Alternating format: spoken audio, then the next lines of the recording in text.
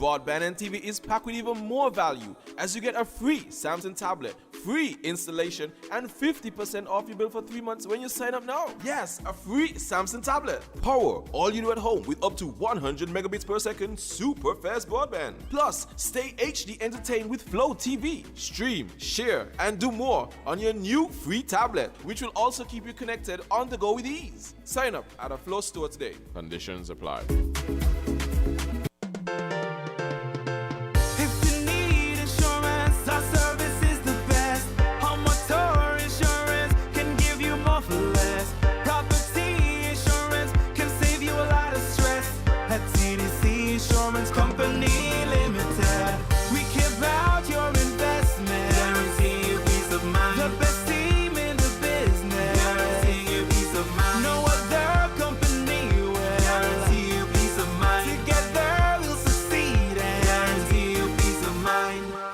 Insurance Company Limited, where you get more coverage for less.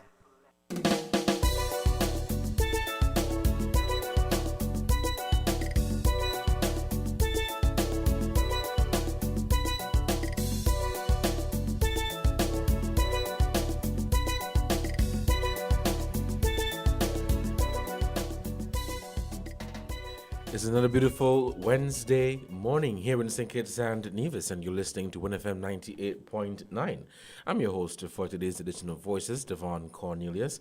Today is the 5th day of May 2021, and I'm not sure about you, but I'm happy to be in the land of the living, and I hope you are too. Welcome to Voices. This is 1FM 98.9. Thank you guys so much for taking time out of your busy schedule to tune into Voices.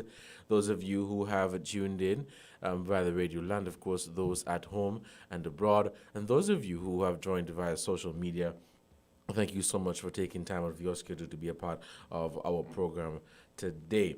It's a beautiful day. It's a wonderful Wednesday, and I wish all of you the very best. To our frontline workers who continue to play a very important role in ensuring that St. Kitts and Nevis manage the pandemic well, kudos to you, and thank you so much for the work that you have been doing. Thank you so much for making that sacrifice. With regards to the coronavirus disease and how we are managing this pandemic, today a number of cabinet officials and cabinet members of the federal administration and the Nevis Island administration, they have taken their second dose of the Oxford AstraZeneca vaccine. Health Minister for St. Kitts and Nevis, Akila Byron Nisbet, as well as the Prime Minister and Deputy Prime Minister and other members of the cabinet, including the Attorney General, Minister Powell, and Minister Grant, have taken their second dose of the Oxford AstraZeneca vaccine. And on Nevis, the Premier, with his wife, as well as other members of his cabinet and some permanent secretaries, took the second dose of the AstraZeneca vaccine. And so this means that all of them are fully vaccinated. They continue to encourage our people to get vaccinated. And the government is still carrying out a number of education programs for persons who may have questions about the vaccine, and if you're seeking to get some of your questions answered. And so I would urge you to speak with your medical doctor, your personal doctor, and seek advice from them as to what you should do. We are here, and I'm going to be touching base with a colleague from St. Vincent and the Grenadines with regards to the La Sofia, the eruption of the La Sofia volcano, and of course with the recent flood that they had.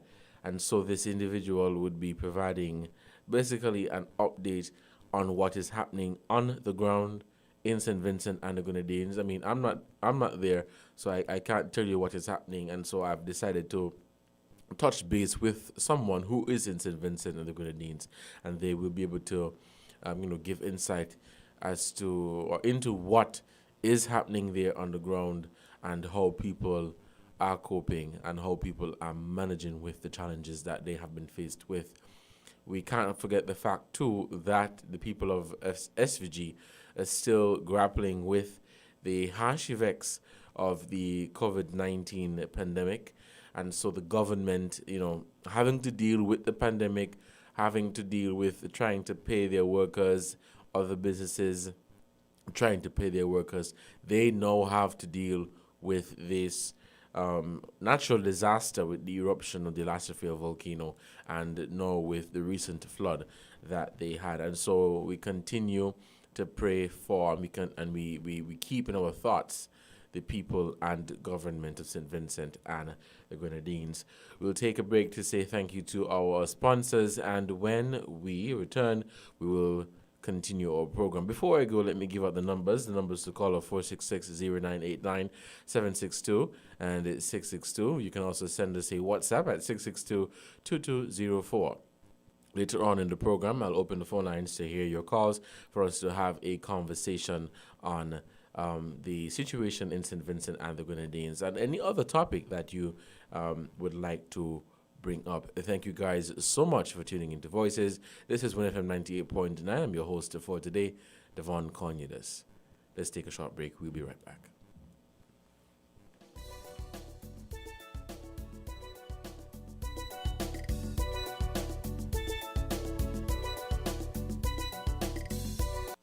Flow Broadband and TV is packed with even more value as you get a free Samsung tablet, free installation, and 50% off your bill for 3 months when you sign up now. Yes, a free Samsung tablet. Power all you do at home with up to 100 megabits per second super fast broadband. Plus, stay HD entertained with Flow TV. Stream, share, and do more on your new free tablet, which will also keep you connected on the go with ease. Sign up at a Flow store today. Conditions apply.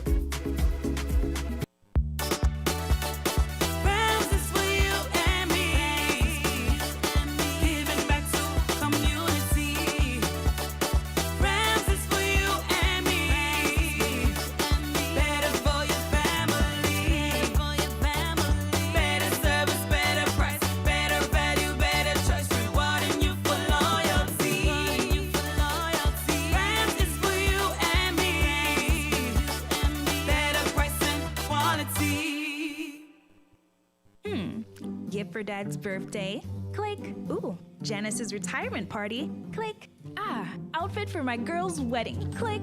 With TDC Airbox, you click, we ship. Register for your free US mailbox today and shop all your favorite stores online. Enjoy the convenience. Free consolidation up to £10. Competitive rates. Free package tracking account with live notifications. Free delivery and, of course, excellent customer service. Visit our website at tdcairbox.com and register today. For more information, visit our offices at the C.A. Paul Industrial Site in St. Kitts and Penny's Industrial Site in Nevis. Follow us on social media at TDC Airbox. TDC Airbox. You click, we ship. Terms and conditions apply.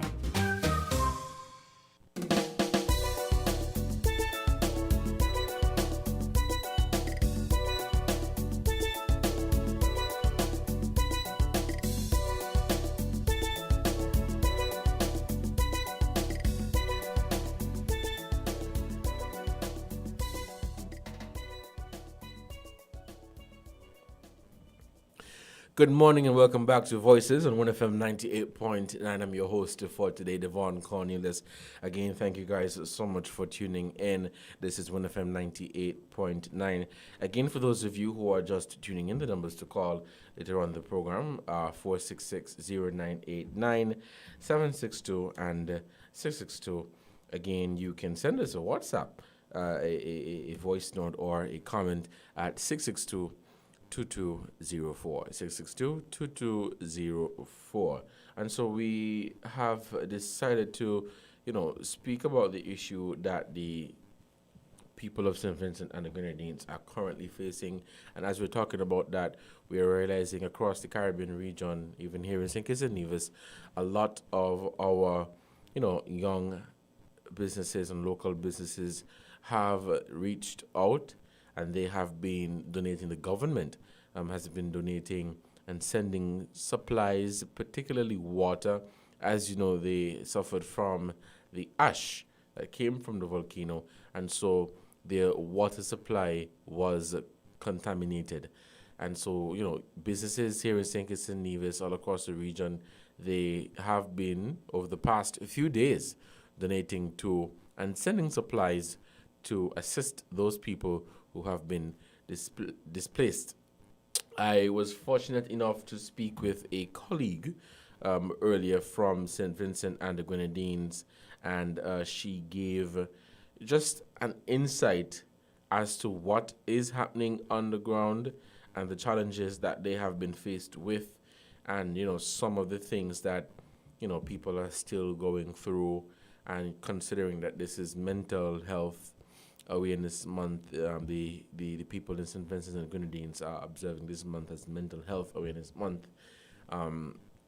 It is crucial for the mental health department in St. Vincent and the Grenadines to really be out and about, making sure that people are in their right state of mind. Because you today you're here, you're enjoying your time with your family, you're living in your house that you worked so hard to build, and then tomorrow you have to move and you have to leave all that you worked for and all that you labored for. And so I'm going to play a recording that I got from a colleague earlier, and she will will be giving an insight as to what transpired over the past few days and what is still happening in St. Vincent and the Grenadines. Have a listen. My name is Odelia Thomas. Good morning, Devon. My name is Odelia Thomas. I'm a counselor in the Ministry of Health, Wellness and the Environment in St. Vincent and the Grenadines, and I am working currently at the Mental Health Rehabilitation Center, our psychiatric hospital. I am also part of the National Mental Health and Psychosocial Response for disasters and emergencies.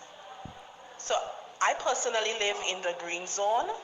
So in terms of what I've been experiencing in my own community, it's been, initially it was the ash that everyone experienced, even our fellow Caribbean countries like Barbados and St. Lucia, Grenada. We also had our water woes, so the ash affected our water system, so we all experienced problems with the water supply. But other than that, I have not experienced much in my community, which is in the green zone. But for my fellow brothers and sisters in the red zone, they experienced a lot of devastation. So persons have lost their homes, their farms, their livestock. They have had to relocate to safer areas on the island in the green zone. The children are affected, the adults are affected, everybody is affected. In terms of what persons have been experiencing now that they've been relocated, in working with some of the evacuees in some of the shelters, the two words you would hear over and over: they are frustrated and they are stressed. Because the volcano is still on red alert, so persons are not sure what the future holds. They're worried about rebuilding, they're worried about the loss of income from losing their farms and their livestock. The children are worried about school because school is paused a little while now. The 5th formers and the 6th graders are doing online school until they're able to go back to in-person school in a couple of weeks. The children are missing their friends because when persons evacuated, you may not have evacuated with your neighbors and your friends. You may be in different shelters. So they're missing their friends. People are missing their comfort zone of their home. Being in a shelter, there's a lack of privacy. One woman expressed to me that she just wants to have sex with her husband. Little things like that can really add up to the frustration. So we talked about the loss of income, the loss of home,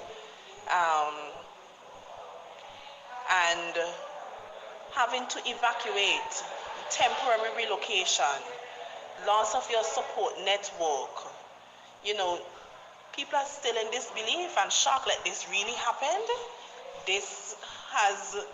The volcano has erupted in my lifetime.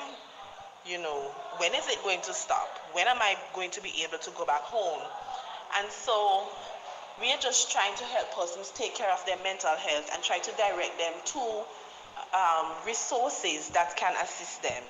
So we encourage persons in the shelters to talk to the counselor attached to the shelter. We have a WhatsApp hotline for those who are hesitant to go to the counselor, that persons can reach out via WhatsApp and they feel a little more anonymity in reaching out to counselors and social workers in that medium. We encourage people to talk about it, talk to the others in the shelter, share your experiences. If you need assistance with anything, speak to the shelter manager who will be able to direct you to the appropriate resources. Still try to connect with your family and friends. Use the devices. Call them, send them messages. With regards to parents, talk to your children about what they're experiencing. You know, hug them, encourage them, support them, and try to limit their exposure to a lot of this negative news. You know, the news that keeps repeating over and over about the devastation, because that can actually increase your anxiety. And I just want to remind persons that May is also Mental Health Awareness Month. And this month we are commemorating it under the theme, You Are Not Alone. And it is so appropriate for the time that we are in to remind persons that they are not alone, that we are here, we are in this together. And at the end of the day, as our anthem says, our faith will see us through. We will get through this together as a nation and countries. And just to remember, you are not alone. Reach out for help when you need it. Connection is key. Our social connections are important. So do not be afraid to reach out to your support system.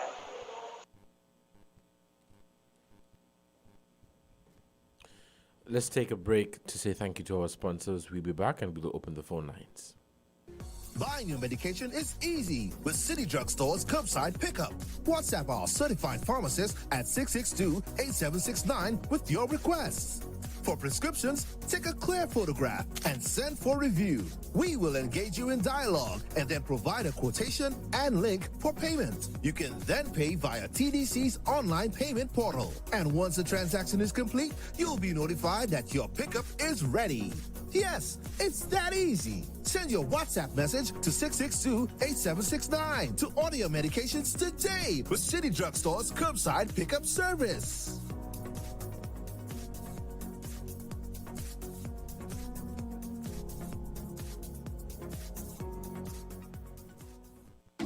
Flow Broadband and TV is packed with even more value as you get a free Samsung tablet, free installation, and 50% off your bill for 3 months when you sign up now. Yes, a free Samsung tablet. Power all you do at home with up to 100 megabits per second super fast broadband. Plus, stay HD entertained with Flow TV. Stream, share, and do more on your new free tablet, which will also keep you connected on the go with ease. Sign up at a Flow store today. Conditions apply. Cool. Energize your goals with Lucozade. Get it cool. Look under the cap, find the code, win it. Thousands in prizes, iPhones and TVs. Or win 30 grand US dollars for your goals. That's goals. For a chance to win $30,000 US dollars. Purchase any Lucozade Energy promo bottle. Look under the cap and find the code to win iPhones, TVs, and free Lucozade for $30,000 US dollars to energize your goals. See website, social media, or press for details. Lucozade, taste the energy.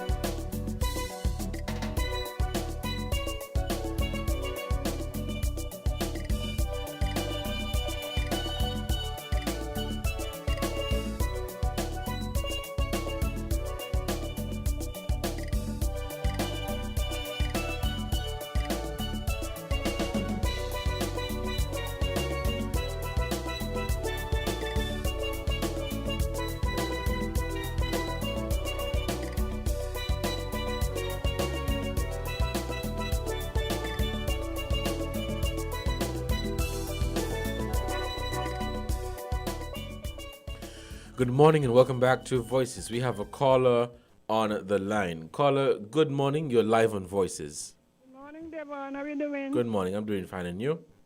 Oh, giving God thanks, man. You know, after listening to that report by the young lady, you know, it shows we have a lot to give God thanks for.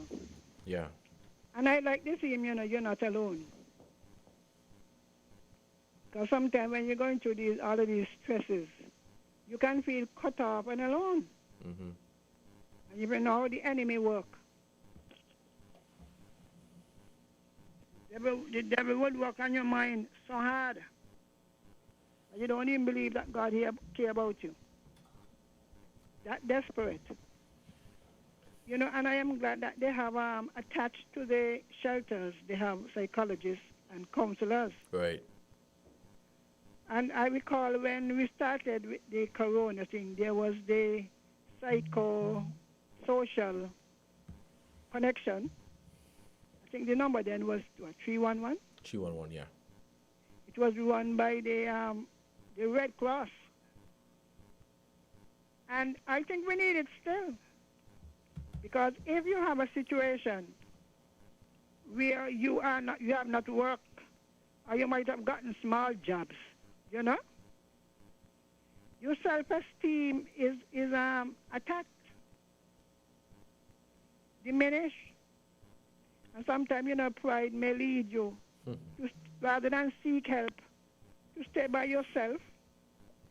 You know, so it is good to reach out. Reach out to your relatives. That is why it is good to live in peace with your family, you know. Live in peace with people, your neighbors.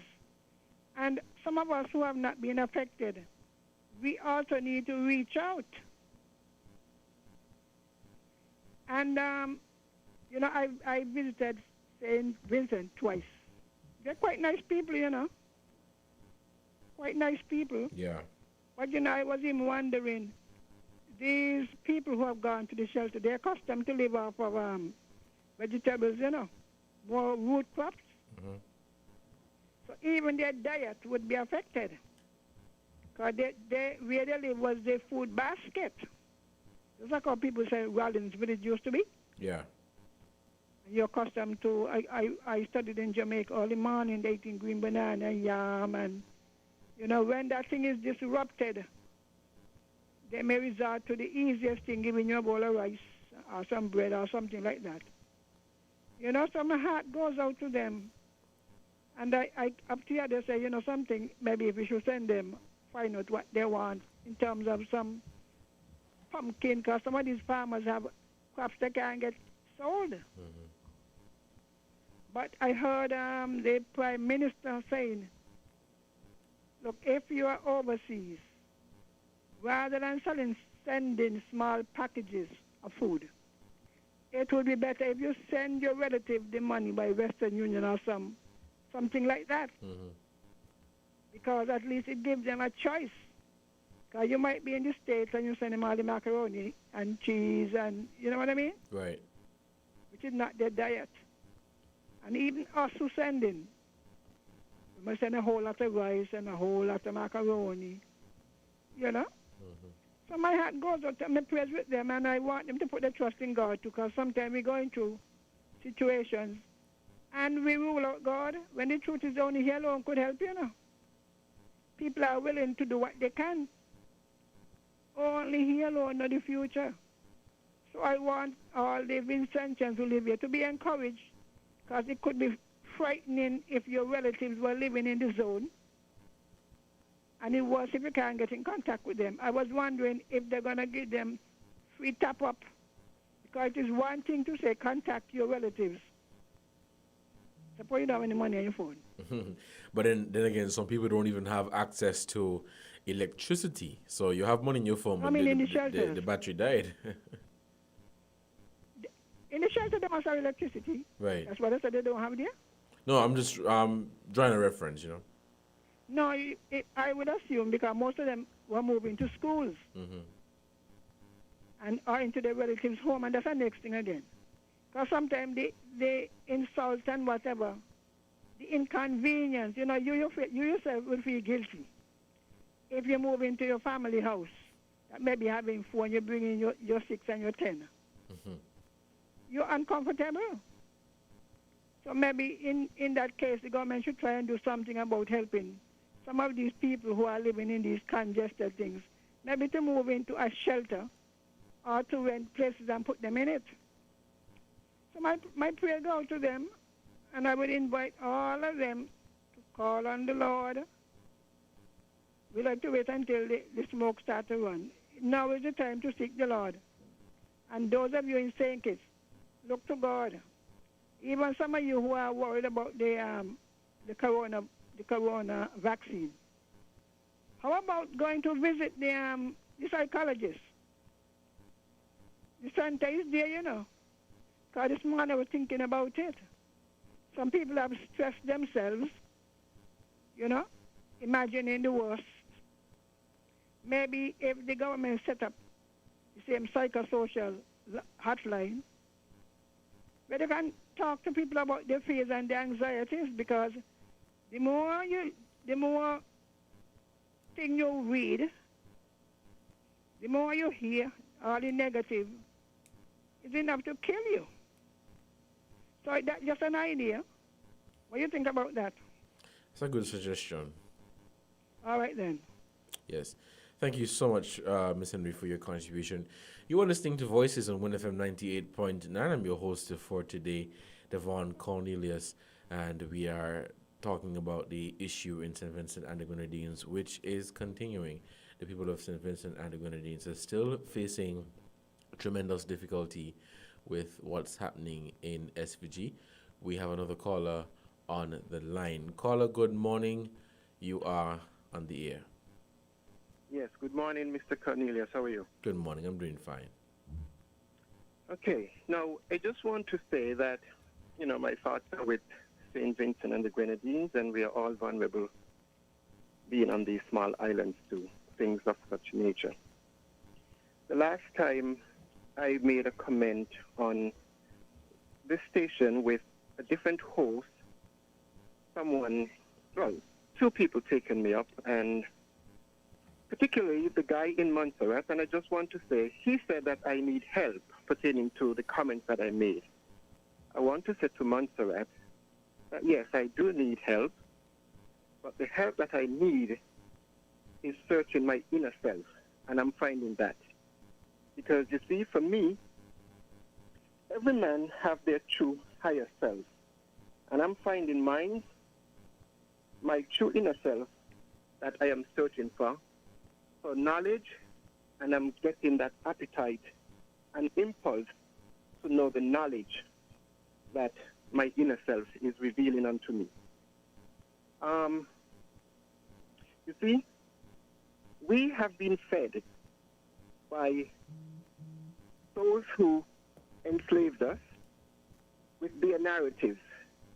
And for me, I want our people to think about what we have been given and try and see if we can deconstruct our mind and search ourselves to find what we need to question, to find who we are and where we are going. Now, I also want to say, just before the last U.S. election, the then candidate, Joe Biden, who is now the present president, he said to the black caucus in America, if you don't vote for me, you are not black. Now, that's something I want us to think about. You know, we as a black people, because we have seen a bill that's been signed, and I'm not saying this out of hate, a bill that's been signed in the U.S. pertaining to hate crime that is geared towards the Asian population in America. After 6 people was gunned down in Atlanta, the president signed a bill to protect Asians with flying colors. I'm saying that to say, we have fought their wars, we have built their city, and they have been hating and killing us for decades. And Joe Biden can say, if you don't vote for me, you are not black. And now he has signed a bill to protect Asian in America. And what happened to our black people? So that's something I want us to think about. And I'm going to get back to Montserrat on a different program with the host who I raised my concern about 2 weeks ago. Thank you for listening. And thank you so much for your contribution. We are still taking your calls here on Moon FM 98.9. This is Voices for Wednesday, May 5th, 2021. And I'm your host for today, Devon Cornelius. For those of you who are interested in calling, the numbers are 466-0989, 762 and 662. You can also send us a WhatsApp at 662-2204. We are still taking your calls.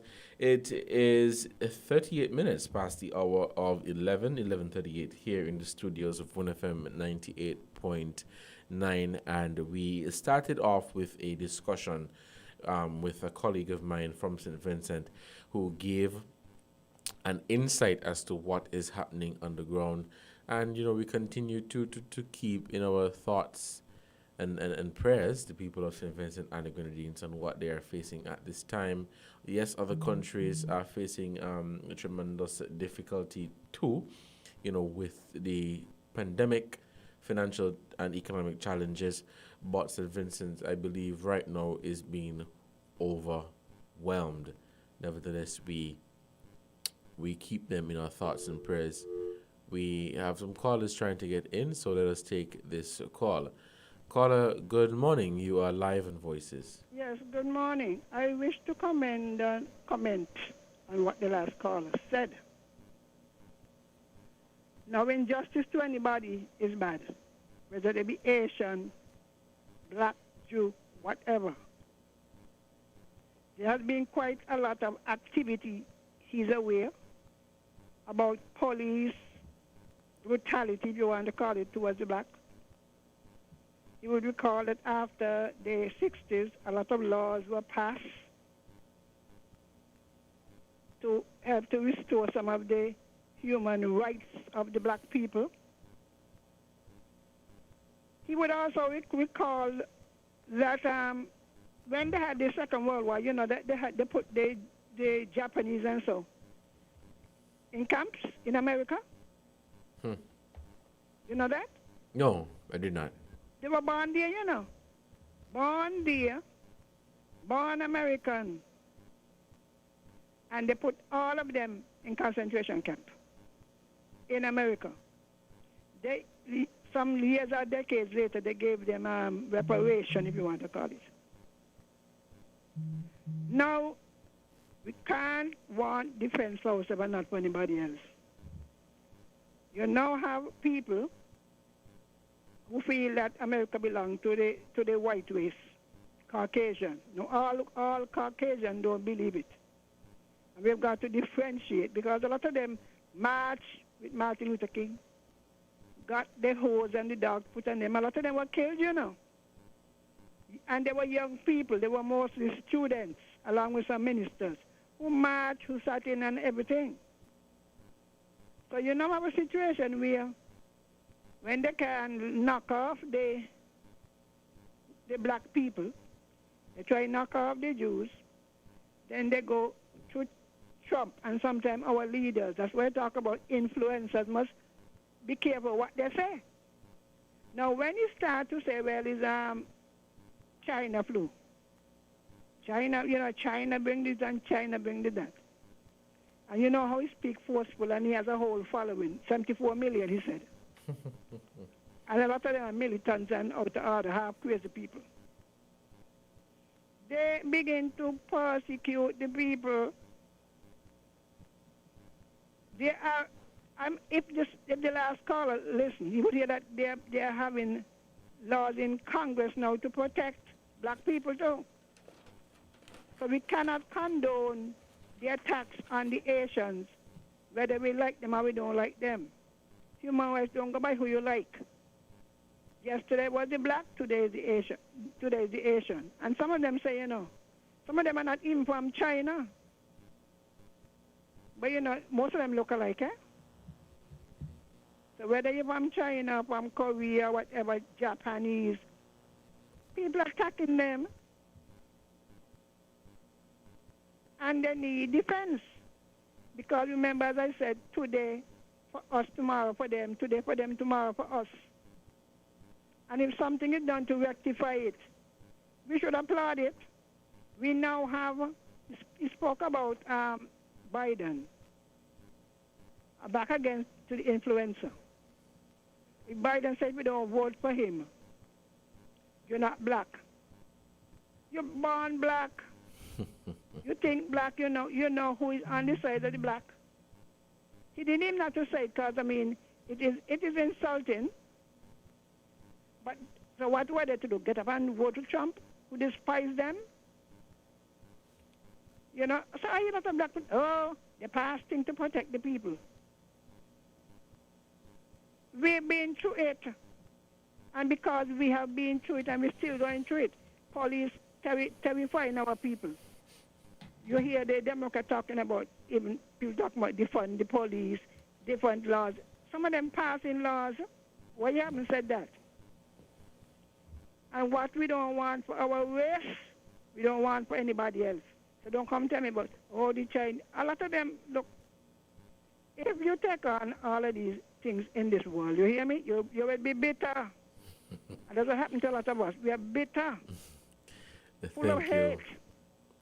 When we stop, when we don't think that many people of other races have stood up for us and helped us.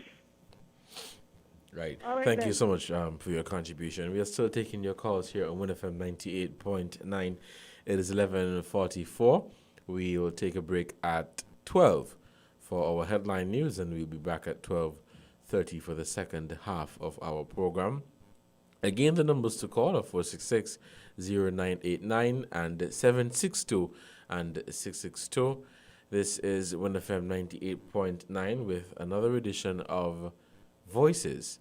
Today is Wednesday, May 5th, 2021. I'm your host for today, Devon Cornelius.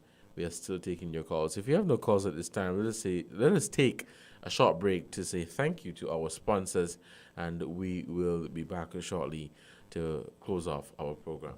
Thank you so much for tuning in.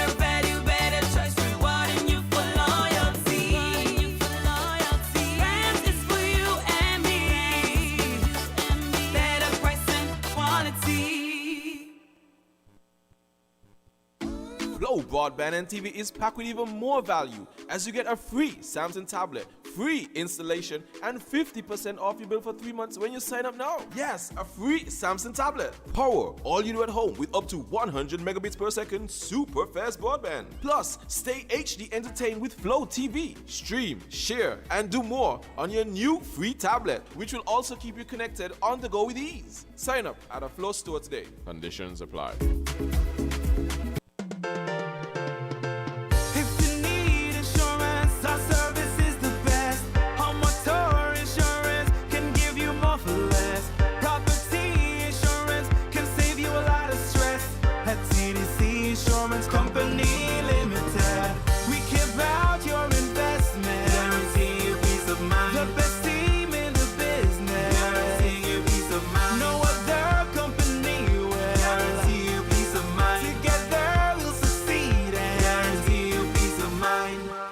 Insurance Company Limited, where you get more coverage for less.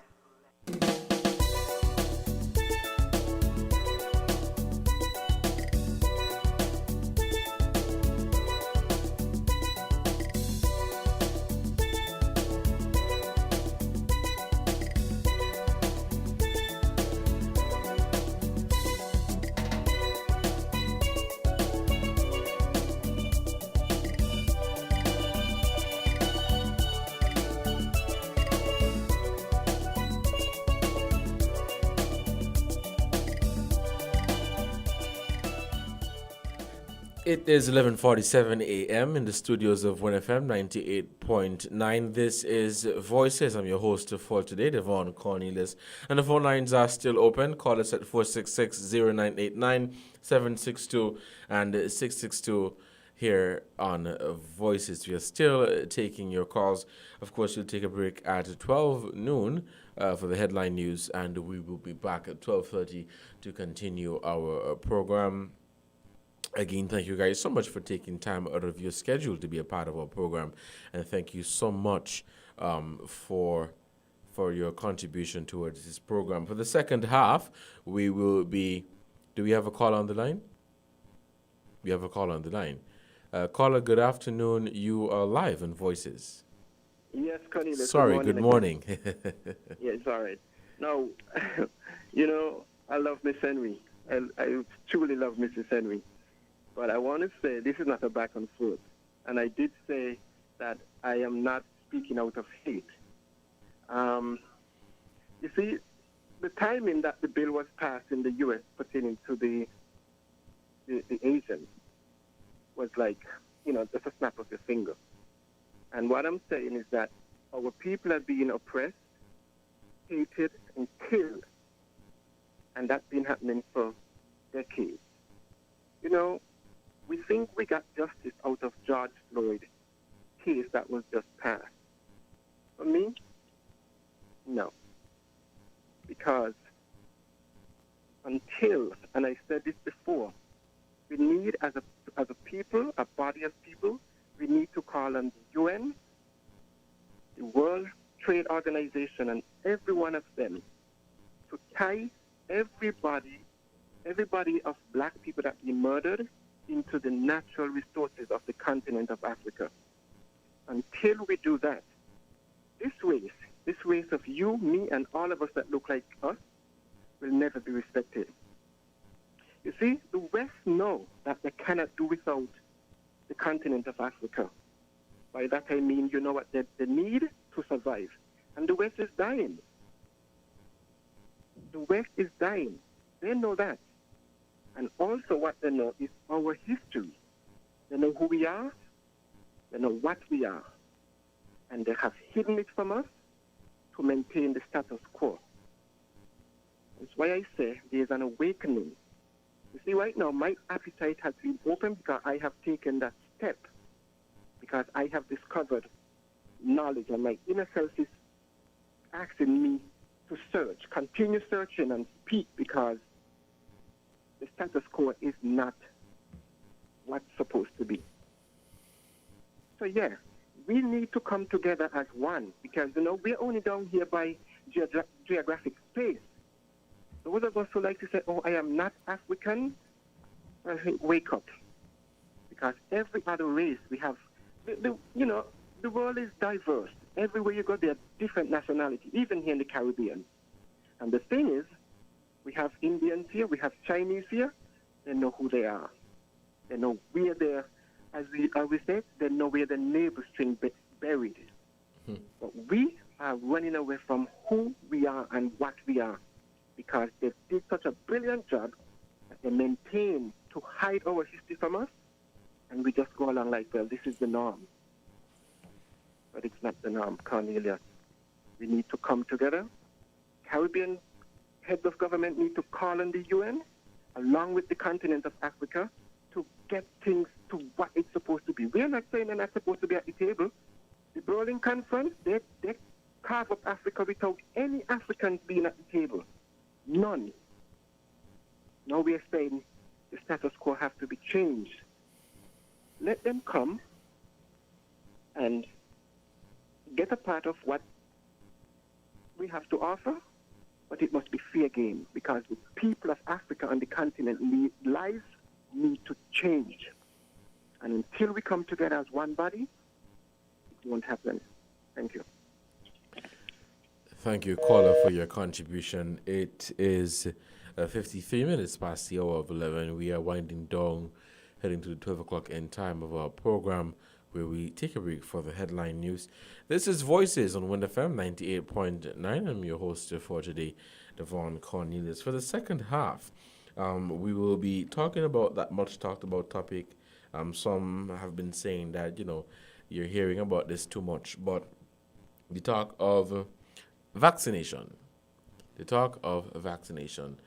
we have a call on the line. Caller, good morning, sorry. Good morning, you are on the air. Hi, good morning, Mr. Cornelius. Good morning, how are you doing? I'm fine. I'm giving thanks for life. And yourself? Not bad at all, man. I'm giving thanks as well. All right, nice to hear your voice. I touched on a few episodes ago. I touched on my sentiments concerning my sisters and brothers on the islands of St. Vincent and the Grenadines, as we say, SVG. And I search because most of the Voices programs and other programs of the Win FM are streamed, and so we can go back into YouTube and, have a re-listen of what certain contents might be. I made an attempt to do so that I could ascertain what, myself and other contributions would have been for 3 consecutive episodes, starting from, I think it's the 12th, the 14th, and the 16th. I have noticed that the other episodes of the Voices program, prior, and after those 3 dates are there. But for some strange reason, these 3 episodes are not. I think it was a Monday, a Wednesday, and a Friday. Are not. That's my curiosity. So I was not able to glean from those episodes what would have been the contribution of myself and others, and lo and behold, they are missing in action, so to speak. Enough for that. Because the few voices of our people who I dubbed a coin on the 12th that I am an agitator as a memory recovery. I am a memory recovery agitator. I'm going to be relentless to agitate. None of my people will stand still, sit still. I'm going to be like, the colloquial thing, a bug in the rug. And we know how bed bug bites. We of a certain age know that. Because our minds has to be restored. Our minds has to be restored.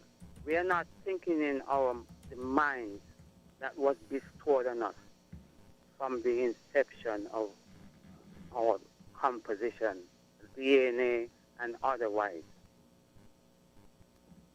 We are thinking in the minds of others who had an agenda, so that we will be perpetual servitude of their agenda, their narrative. And yes, I shall continue to be that memory recovery agitator. I did touch on the St. Vincent and the Grenadines, and I did say that these spaces are so small. On top of the phenomena that soon approach us in June, the hurricane season, on top of that annual phenomena, we have other hazards that are posing threats to our way, our lives, our livelihoods, and it continues to compound our trauma. Mrs. Henry spoke about visiting this, the counseling facilities for that, because our people do need it. But on a bigger picture, there is a greater visitation that we need to take as to how we're going to start to really be healed of the charmer. A charmer which is gigantic, minute to the little charmers that we still compound that gigantic charmer with. And that is our soul. One of the callers, he just called, and I did listen to Mrs. Henry, and then he called in. And he is so correct in terms of where would the answers be from an episode about he needs help. We all need help, and that's what we're here to do. Ubuntu. I am you because you are me. Ubuntu. And when I speak and talk about my ancestors or your ancestors or our ancestors, people snuffed and laughed at it. But we did not jump out of the sky. We did not jump out of the sky, or the colloquial term. We did not jump out of the breastfeed sheet. I am you because of, I am me because of you. And that is the only way. Ubuntu. We shall get it work. And that way, that principle, Ubuntu, is tapping into the source of who our ancestors are.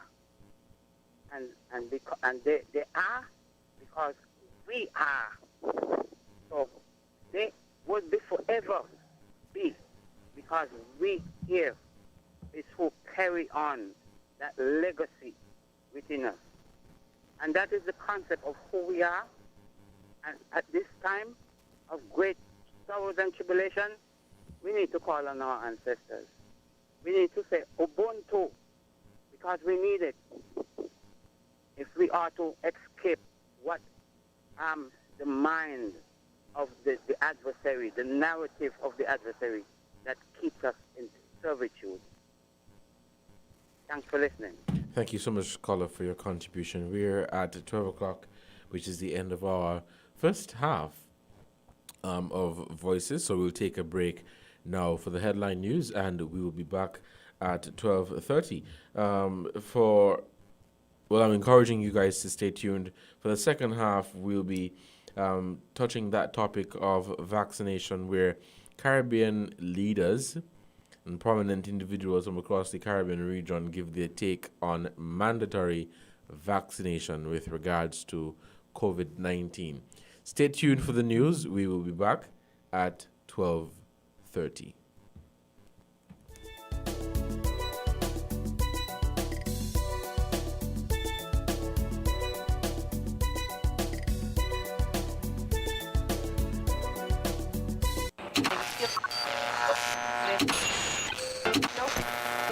Found the sound. 98.9 Win FM.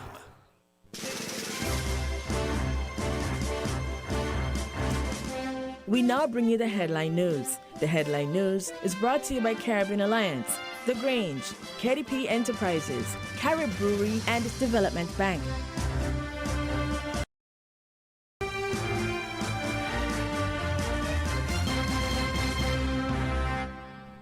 We are faced with tough decisions every day, but choosing the right home or motor insurance shouldn't be one.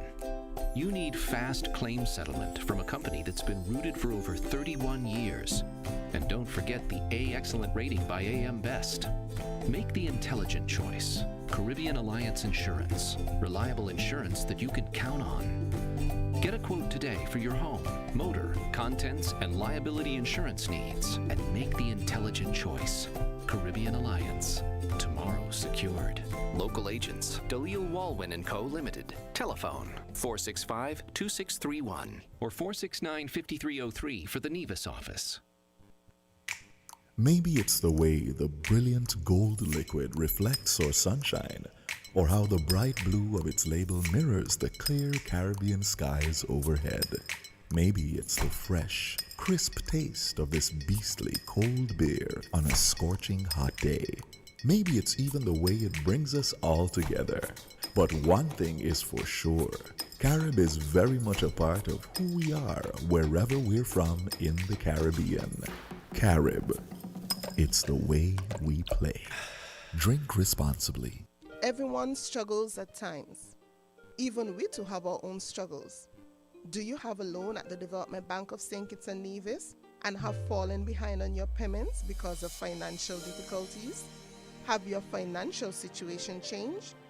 If your answer is yes, visit the Development Bank of St. Kitts and Nevis or call 465-2288, extension 1101 or 469-5416 to make an appointment to discuss our debt evaluation and restructuring plan with one of our qualified officers.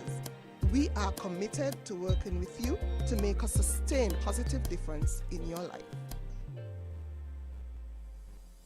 Shipping your cargo shouldn't be a hassle. It can be as easy as a single call to a Meri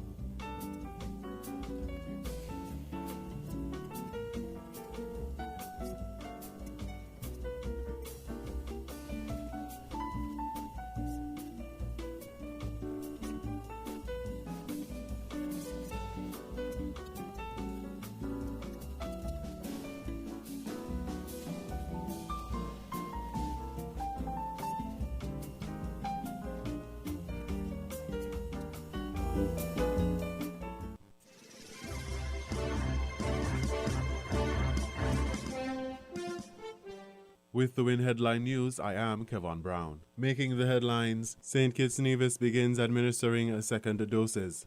The St. Kitts Nevis Robotics Association hosted its first marine drone challenge.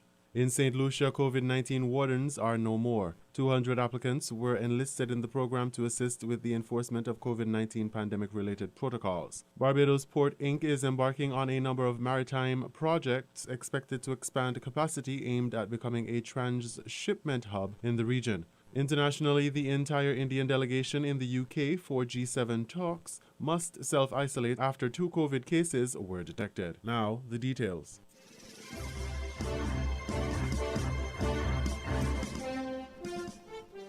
Ten weeks after the initial rollout of the COVID-19 vaccine program, St. Kitts and Nevis began the administration of second doses of the Oxford AstraZeneca vaccine. According to the St. Kitts Health Promotion Unit's Facebook page, 127 second doses were administered as of Tuesday, May 4th. At day 2 of the initial vaccination rollout, Chief Medical Officer Dr. Hazel Laws reported at the time 117 people received their first dose. Among the 127 people receiving their second doses, Prime Minister Dr. Timothy Harris, Deputy Prime Minister Sean Richards, Minister of Tourism Lindsay Grant, Minister of Education Janelle Powell, Minister of Health Akila Byron Nisbet, and Attorney General Vincent Byron Jr. received a second shot of the vaccine.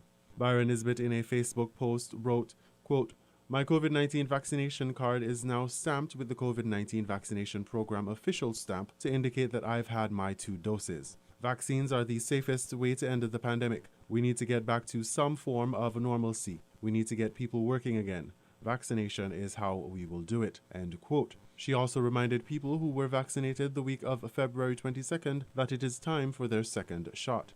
In Nevis, on Wednesday, May 5th, Premier Mark Brantley, Junior Minister of Health Dr. Hazel Brandy Williams, and several permanent secretaries in the Nevis Island administration took their second vaccination shot. The total number of doses administered now stands at 13,070, 9,962 on St. Kitts and 3,108 on Nevis.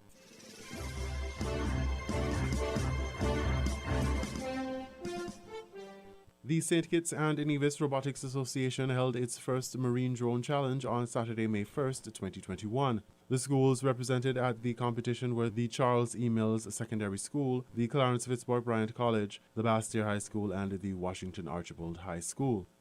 The Washington Archibald High School won first place in the inaugural competition. The teams were expected to complete a series of tasks. The first, the active mine task, where the drones had to showcase the ability to disarm the mine and remove the arming device to the platform. In both the second and fourth tasks, the Sunken Waste Challenge, the drones were expected to collect assigned waste items and deposit them through a vault hoop. Task 3, the Garbage Patch Challenge, the drones were expected to move items to the deck of a pool.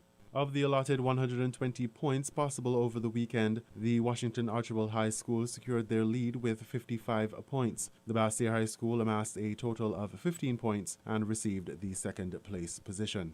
Chairman of the St. Kitts and Nevis Robotics Association, Dr. Ricardo Neal, said, quote, "I am extremely proud that we can now put on a program and invite 4 schools to compete in the challenge here in St. Kitts and Nevis," end quote, highlighting that the Federation is the only Caribbean country right now having drone challenges within the region.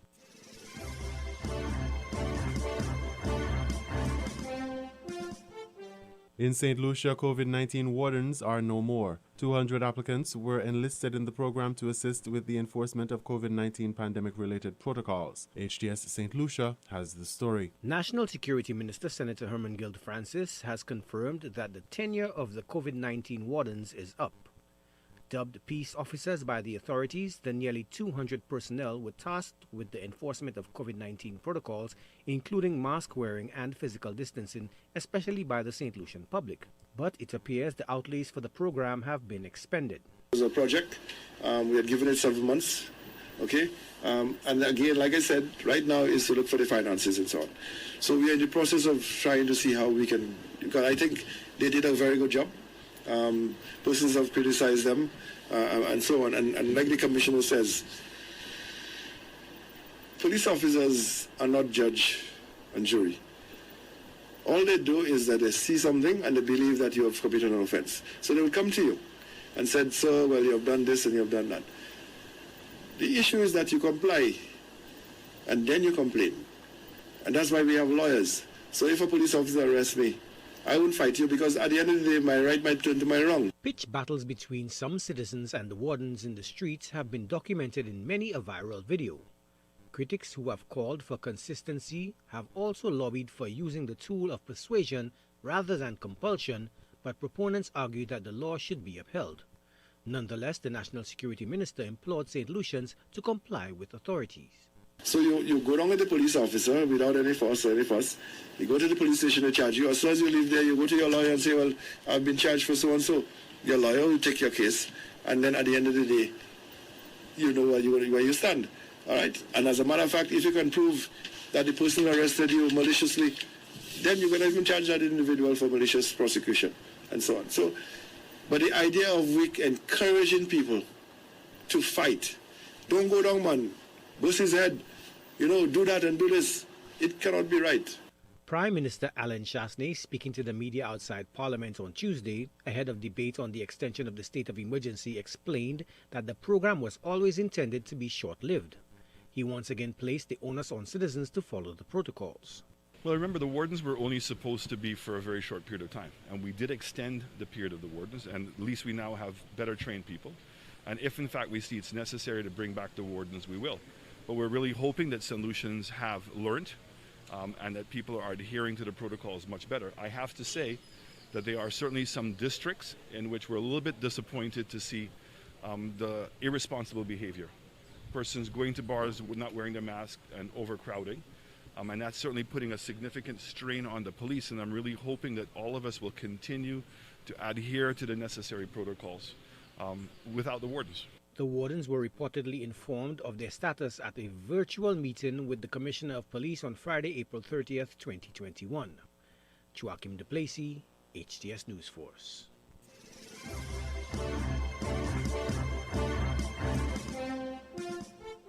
Barbados Port Inc. is embarking on a number of maritime projects expected to expand capacity aimed at becoming a transshipment hub in the region. Barbados Today has the details. For Barbados Port Inc. to embark on a number of projects as it aims to position itself as a regional transshipment hub.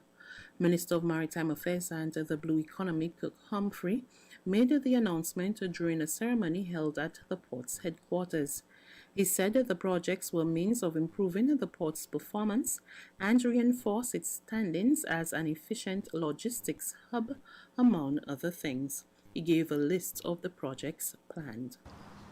The enhancement of the cruise facilities, expansion of the shallow draft marina for yachts and pleasure craft, establishment of a boat repair facility, commercialization of the South and East Point lighthouses, repair of the Spitestone jetty. I mean, I could explain all these in more detail, but afterward. Repair of the Spitestone jetty, development of the bulk handling capacities in keeping with the need of the country to import certain bulk materials for construction, generation of 100% of power needs through expansion of photovoltaic systems, waste-to-energy incineration facilities, and development of shore power to vessels using surplus green energy, development of a port community system, and the imminent launch of a maritime single window which will transform the way we do business in Barbados. And as part of the broad digitalization strategy, we intend to go fully paperless. And at last, but by no means least, the development of a logistics facility for cargo and changing the way we do business in our break bulk and container operations. Humphreys said his ministry will also engage private sector partners in the shipping industry to assist in achieving this transformation. The infrastructure work to be undertaken will support the national investment plans, which are reliant on expanded and efficient port facilities. The Bridgetown Port must therefore ensure it can competitively offer the required supporting facilities, equipment, and human resources, if it is indeed to be positioned as a conduit to national economic growth ambitions. Barbados Port Inc. in this vein proposes to engage private sector partners in the shipping industry who have a vested interest in the cost and time efficient movement of cargo, expansion of cargo opportunities, and a willingness to pursue and expand market share in regional markets.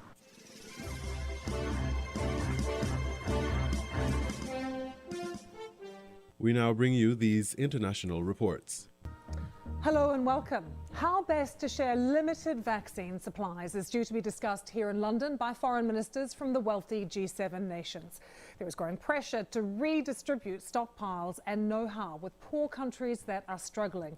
So far, we've seen more than 49 million vaccine doses delivered through COVAX. Now, that's the international program set up to ensure fair access to vaccines. But the WHO leader said back in April that only 0.3% of vaccines administered around the world had gone to people in low-income countries. So far, it's the US that has promised more than $4 billion to COVAX, far more than any other country. But it has sidestepped calls to relax international property rules to allow cheaper vaccines. The UK as well has pledged $500 million, but along with other rich nations, there's a question about what happens to vaccines that are surplus to domestic needs. In a sign of the challenges faced by the G7 meeting, it's emerged the Indian delegation is now self-isolating after 2 of its members tested positive. They will now take part in the meeting virtually. Courtney Bembridge reports. Are wealthy nations doing enough to help poorer countries tackle COVID-19? That's the question being put to G7 foreign ministers who are meeting to consider new ways to ensure fairer access to vaccine stockpiles. The G7 countries are the world's economic and political leaders. They're also home to many of the world's vaccine producers. We will only solve the vaccine crisis with the leadership of these countries. 6 months into the global vaccine rollout, and only 0.3% of the doses administered around the world have gone to people in low-income countries. Contrast that with the figures we're hearing from the US. Our goal by July 4th is to have 70% of adult Americans with at least one shot and 160 million Americans fully vaccinated. That means giving close to 100 million shots, some first shots, others second shots, over the next 60 days. In India, where coronavirus infections are spiralling out of control, less than 10% of the population has had their first jab. It doesn't make moral sense for majority of people to be in the queue, dying, waiting for a vaccine. But worse still, new variants keep coming. The longer the virus remains anywhere in the world, the more variants come that are resistant to the technology which exists, and then we are back to where we were. Winnie B. Yanima founded the People's Vaccine, a campaign to remove patent restrictions on COVID-19 vaccines and medicines to allow more countries to manufacture doses. The World Health Organization supports the plan, along with 100 countries led by South Africa and India that are petitioning the World Trade Organization to waive protections on intellectual property. The EU and UK say they'll oppose the move. Critics say the proposal wouldn't solve supply chain delays. Take Pfizer's jab, for example. The company says it needs 280 components from 86 suppliers in 19 countries. So even if you waived the patent, it would take months, if not years, to replicate Pfizer's complex supply chain. It may actually disincentivize any entity, any commercial entity from getting involved in vaccines. And much and all as we love them or loathe them, the commercial entities have the professional resources to get a vaccine into final use. The top coronavirus advisor in the US, Dr. Anthony Fauci, has warned the plan risks backfiring if it leads to long legal disputes. The Biden administration is expected to set out its position at a World Trade Organization meeting on Wednesday. Courtney Bembridge, BBC News. So much to talk about with our global health correspondent Naomi Grimley, who joins me now. G7 foreign ministers meeting, lots of talk, but is any one country putting forward a proper proposal that would work to start sort of narrowing the gap on vaccines? The answer to that is no so far. In terms of redistributing excess doses, you've had America give some 4 million to Mexico, a neighbour, and to Canada, a neighbour.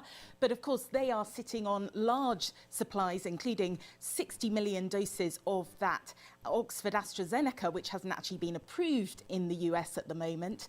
And when it comes to a country like the UK has got in the pipeline access to 517 million doses of vaccine. Now, obviously, that is many more times than it needs to vaccinate its entire population. The only country that has actually sort of put some proposals to COVAX so far is France. It's volunteered to give some to West Africa, but again, a tiny amount. We're talking about 500,000 doses, so not very much. It wouldn't really go very far in West Africa. And overall, Naomi, the world does need more vaccines. We need to produce more. What's happening with the supply chains at the moment? Well, they're severely disrupted, and this is a big problem because the Serum Institute, the biggest vaccine maker in the world, is obviously situated in India, and they now need to keep those vaccine doses for themselves. And that means that the COVAX supply, so this big global project to get vaccines to low and middle income countries, that tap has essentially been turned off. So even a country like Ghana, that was doing quite well getting vaccines into arms, is now finding that there just isn't any vaccine left. And the other key issue that's being discussed as well, and people have been mentioning this for months, what is going to happen in terms of waiving the patents for some of these vaccines? Any progress there? So that has obviously gained momentum. You've got the WHO backing it. You've also got, big hitters like Gordon Brown, the former UK Prime Minister, backing it. The big problem there is big Western countries don't like the idea of, IP being watered down, IP protections being watered down. They fear it would be a slippery slope. And that's why that proposal just doesn't seem to be breaking through. And you heard in that piece there that even Dr. Anthony Fauci, who likes to take a global view of things, thinks that it could actually cause more problems than it would solve, particularly with legal battles over vaccines. OK, Naomi, great to get your thoughts as always.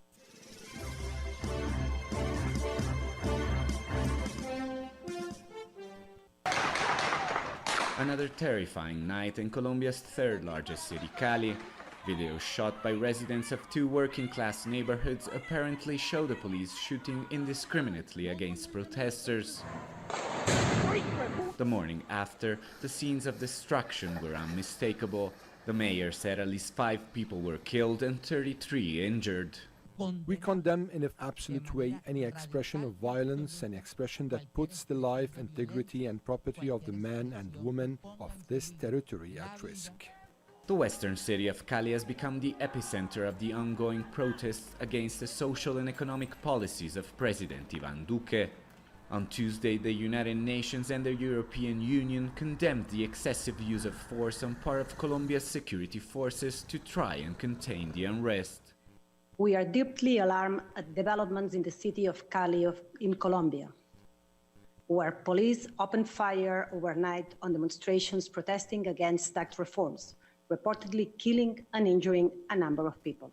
We express our profound shock at the events there and stress our solidarity with those who have lost their lives, as well as the injured and their families. The White House also issued a statement urging the utmost restraint by public forces and asking the government to investigate any human rights violation. But Colombia's defense minister responded saying Colombia's forces respect human rights and blamed criminal gangs for the violence. Our national police, our army and our navy act in strict compliance with the law. These vandals that we have already denounced act systematically, deliberately and are financed by criminal organizations, and they have the objective of destabilizing certain regions. Every day they change their objectives. Yesterday the objective was the police. Orders to shoot our police officers. Despite the violence, the demonstrations will continue. What started as a protest against tax hikes has billowed to a nationwide cry against inequalities and now police brutalities. Major unions have called for another nationwide day of demonstrations on Wednesday, while cities like Cali are bracing for what could be another night of terror. Alessandro Rampietti, Al Jazeera, Bogotá.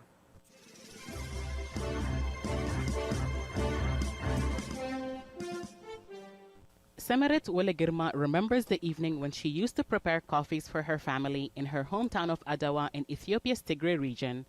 She says when the conflict reached Adawa, she and her family sought refuge nearby. But 2 months ago, she left to seek refuge in Sudan's Kassala state. We left Adwa for Shire, which is also in Tigray. But when the new administration started issuing us temporary identity cards that didn't bear our identity as Tigrayans, I became uncomfortable. The card identified us as Amhara, which we're not. I felt they were erasing our identity, so when I got mine, I used it to move to the border and then fled to come here with my unborn child, leaving the rest of my family behind. That new administration was put in place a month after the Tigray conflict began in early November between the Ethiopian government and the Regional Tigray People's Liberation Front, or TPLF.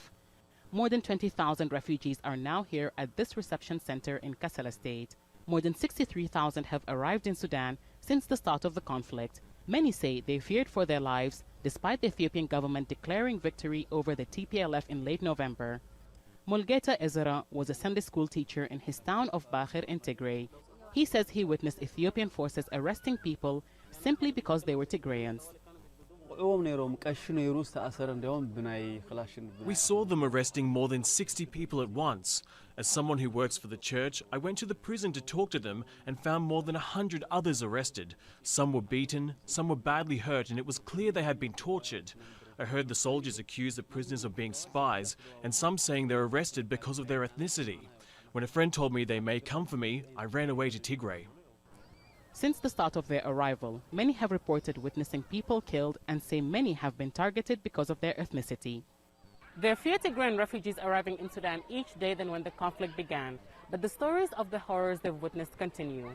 The U.S. describes what's happening in parts of Tigray as ethnic cleansing, a charge denied by Ethiopia's government, which says it's willing to work with international experts to investigate any claims of human rights violations.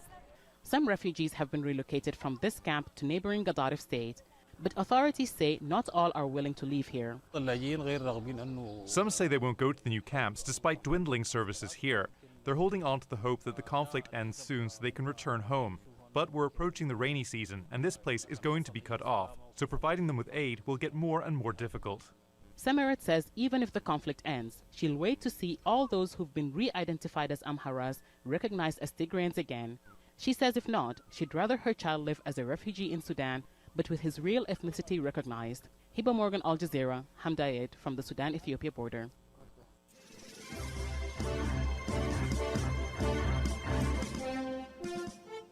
You were listening to the WinFM Headline News on 98.9. Our top stories were: St. Kitts Nevis begins administering second doses.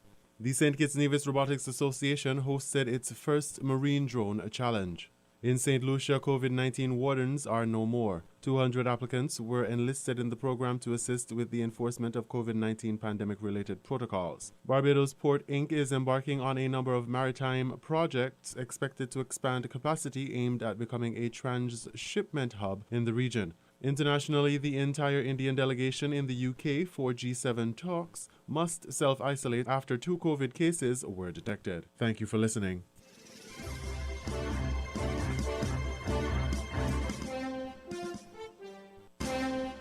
That was the WinFM Headline News. The WinFM Headline News was brought to you by Caribbean Alliance, The Grange, KDP Enterprises, Carib Brewery, and its Development Bank.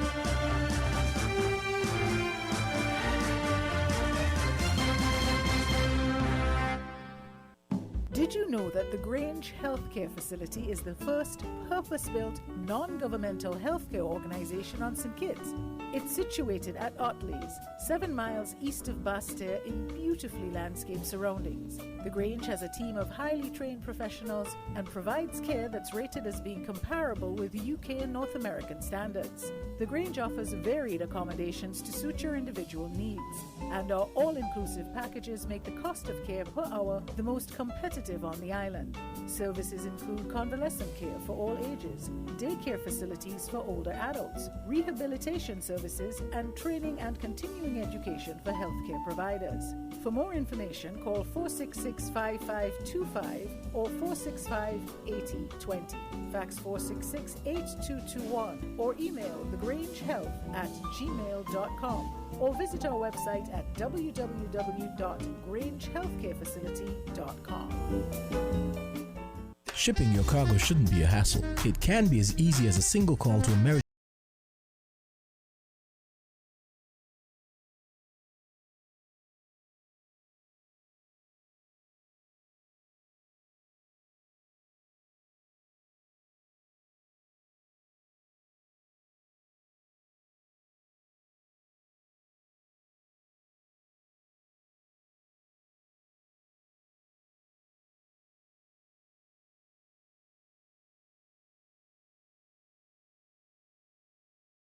Times.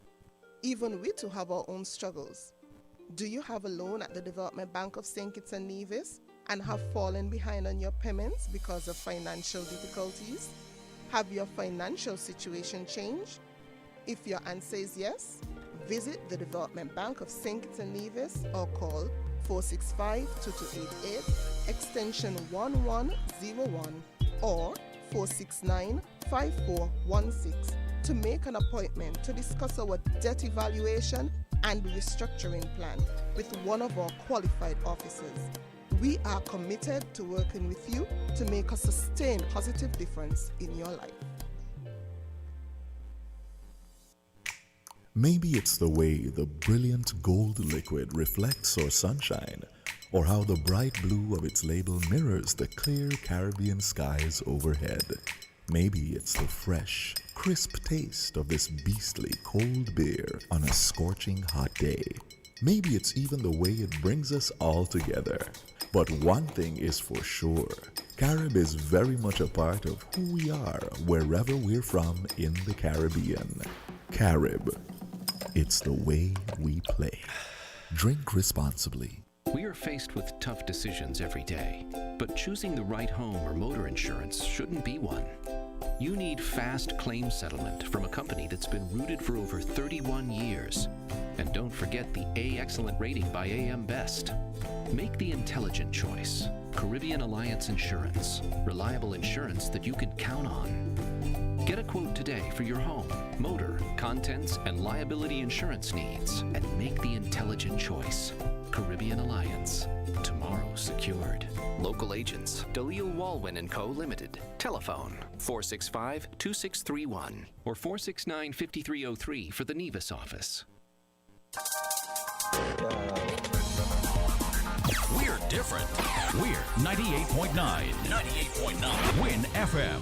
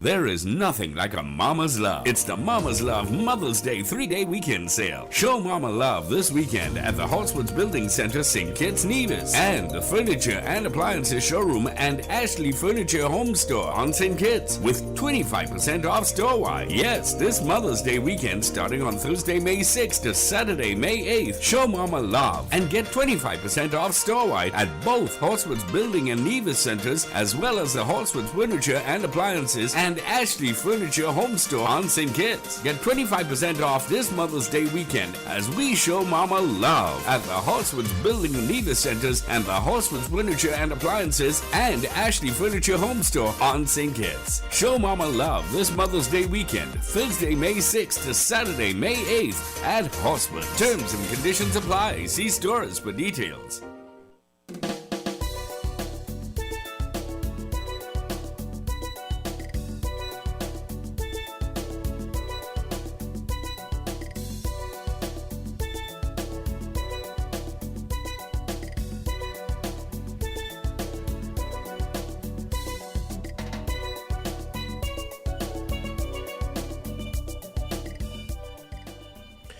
Good afternoon. Welcome back to Voices on Win FM 98.9. I'm your host for today, Devon Cornelius.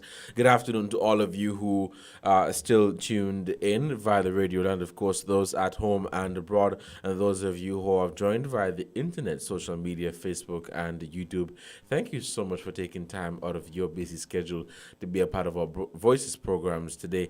I am your host for today, Devon Cornelius, and welcome back. Now, as hinted earlier, or as I indicated earlier, we're going to have a conversation about mandatory vaccination and where Caribbean leaders gave their stance as it relates to the mandatory administration of the COVID-19 vaccine in their countries.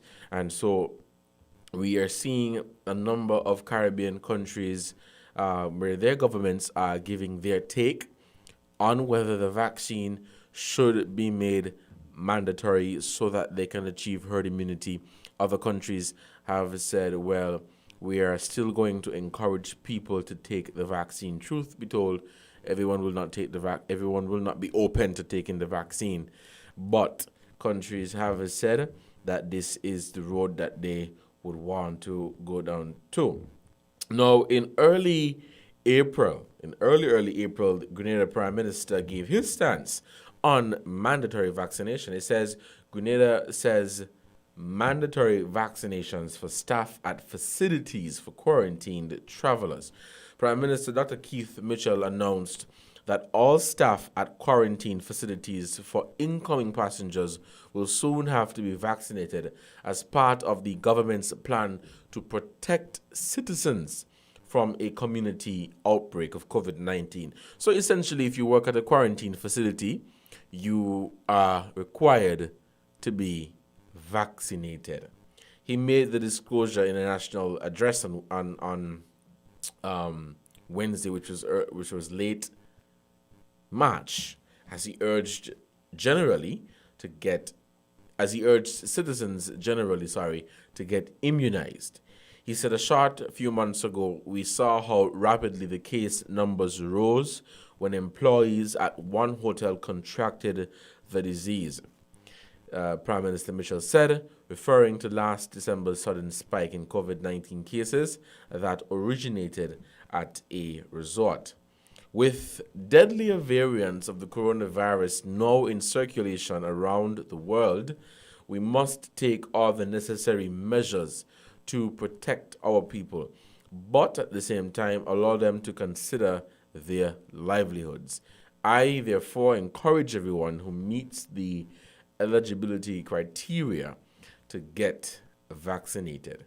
So essentially what the Grenadian or the Grenada government is saying is that people who work at quarantine facilities, I assume that would include, security guards and all of that, they are required to show proof or evidence that they have been vaccinated. Now, some interesting developments coming out of Antigua and Barbuda, where the Prime Minister warns of mandatory COVID-19 vaccination for Antiguans. So this is new. Prime Minister Gaston Brown has warned of the possibility of implementing a mandatory vaccination program in Antigua and Barbuda, as he criticized persons who were encouraging others not to participate in the national inoculation initiative aimed at curbing the spread of the coronavirus disease. He said, and I quote, "This is not a threat," Brown said on his weekend radio program, noting that the pandemic has had a tremendous impact on the socio-economic development of the island since the first case was diagnosed in March of 2020. Brown continued, "We are struggling on a monthly basis to meet salaries and wages, and you are telling me that Antigua and Barbuda, as one of the hardest hit countries, one of the most vulnerable, you are telling me we have the luxury of not getting vaccinated?" This was a question he posed on his radio program. Well, I want to say definitively to the people of Antigua and Barbuda that we do not have the luxury of not getting vaccinated. And if we do not get the herd immunity, perhaps in the next 60 to 90 days, there is going to be weeping and gnashing of teeth in this country, Brown said on his program. He said that is the reality of it. So people need to take responsibility and go out there and get vaccinated. You got to do it for yourself, your children, your friends, the entire community, and also for future generations, because, as I said, the economic and social scars are getting deeper and deeper day by day. This type of hesitancy and reluctance to get vaccinated is just totally unacceptable. I mean, we have been trying to avoid introducing any mandatory requirements for vaccinations, but I want to signal here, if we have to do it, we will do so.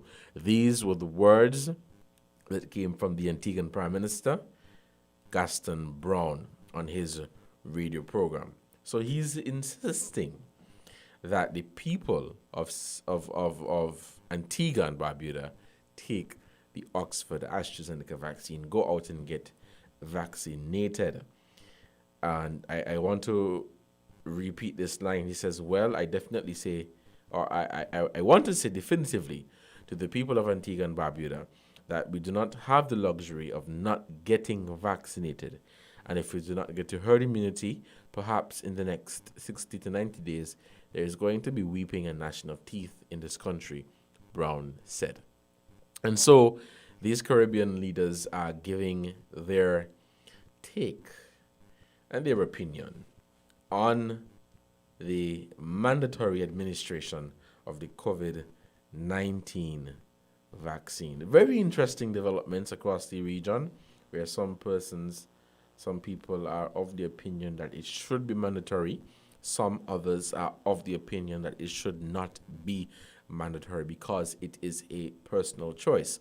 However, governments have said a decision such as this is being taken in the best interest of the country and of the people who call their island home. And so that is why governments are taking that approach to have mandatory vaccination. Prime Minister, now with the Prime Minister of Dominica, Prime Minister Roosevelt Skerritt said enough Dominicans should have received the COVID-19 vaccine in the next 7 months for life in the country to become a bit more normal, but stressed that his government would not make immunization mandatory. In an address to the nation on the eve of the one-year anniversary of the World Health Organization declaring COVID-19 a pandemic, Skerritt said Dominica should receive one of the vaccines by April, and his government is determined to purchase enough doses to be able to vaccinate every adult who wants it. And so he made this comment back in March of this year. And so Caribbean leaders are giving their take on mandatory vaccination, while Prime Minister of Dominica, Roosevelt Skerritt, is saying that his administration will not take that approach to make the vaccine mandatory. Others have said differently. We're going to open the phone lines and we're going to take your calls, and you give your take on whether you believe the vaccine should be mandatory in St. Kitts and Nevis, and of course in other Caribbean islands. But of course we're talking about St. Kitts and Nevis. All of us came across the clip from our Prime Minister where he said employers should insist that their workers take the vaccine. So it's very, very interesting developments happening across the region with regards to the COVID-19 and vaccination. Again, others have stressed that it should be mandatory, while others have said it should not be mandatory because it is a personal choice. We're going to open the phone lines. The numbers to call are 466-0989-762 and 662. Call us today and be a part of this conversation that we're having with regards to the mandatory administration of the COVID-19 vaccine. Now, here in St. Kitts and Nevis, more than 13,000 people have received their first dose of the Oxford AstraZeneca vaccine.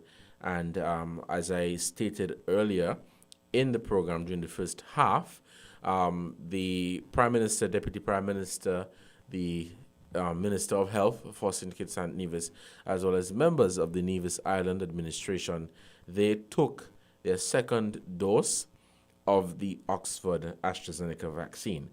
So as it is now, 13,070 doses have been administered, and 9,962 for St. Kitts and 3,108 for Nevis. And this is the vaccination report as at Tuesday, May 4th, 2021. And again today, members of the Federal Cabinet and the Nevis Island administration took their second dose of the vaccine. And so they are now fully vaccinated against the coronavirus pandemic. We are taking your calls. You can call us at 466-0989, 762 and 662. If we have no callers at this time, let us take a short break to say thank you to our sponsors, and we will be back to welcome your calls for us to have this very, very interesting conversation. It is 12:46, and you are listening to Voices on WinFM 98.9 with your host, Devon Cornelius. Stay tuned.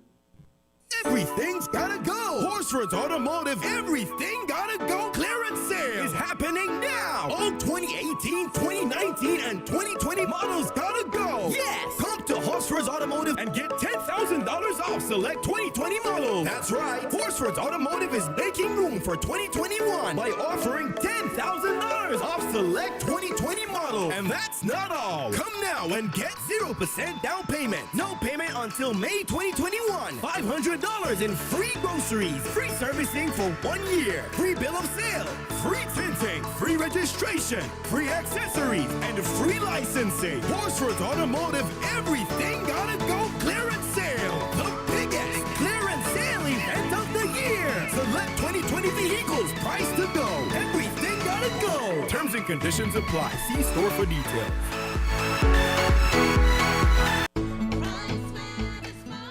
Your Horsford's Value Mart IGA Value Club Blue Tag specials from April 26th through May 2nd.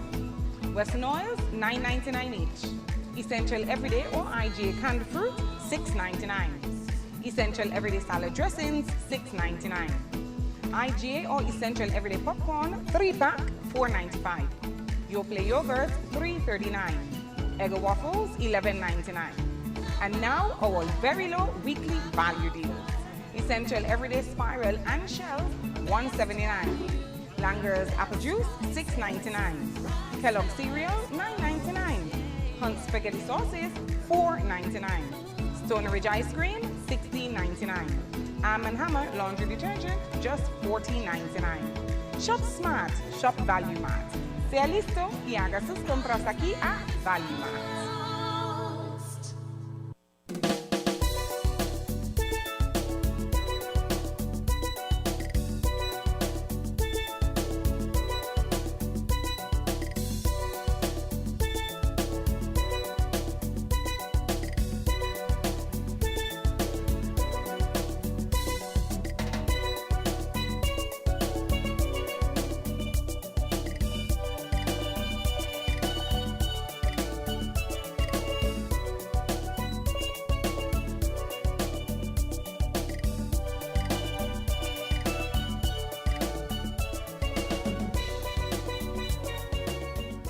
Good afternoon, good afternoon, good afternoon. Welcome back to Voices on 1FM 98.9. We have a caller on the line. Caller, good afternoon. You are live on Voices. Good afternoon, Devon. How was the lunch?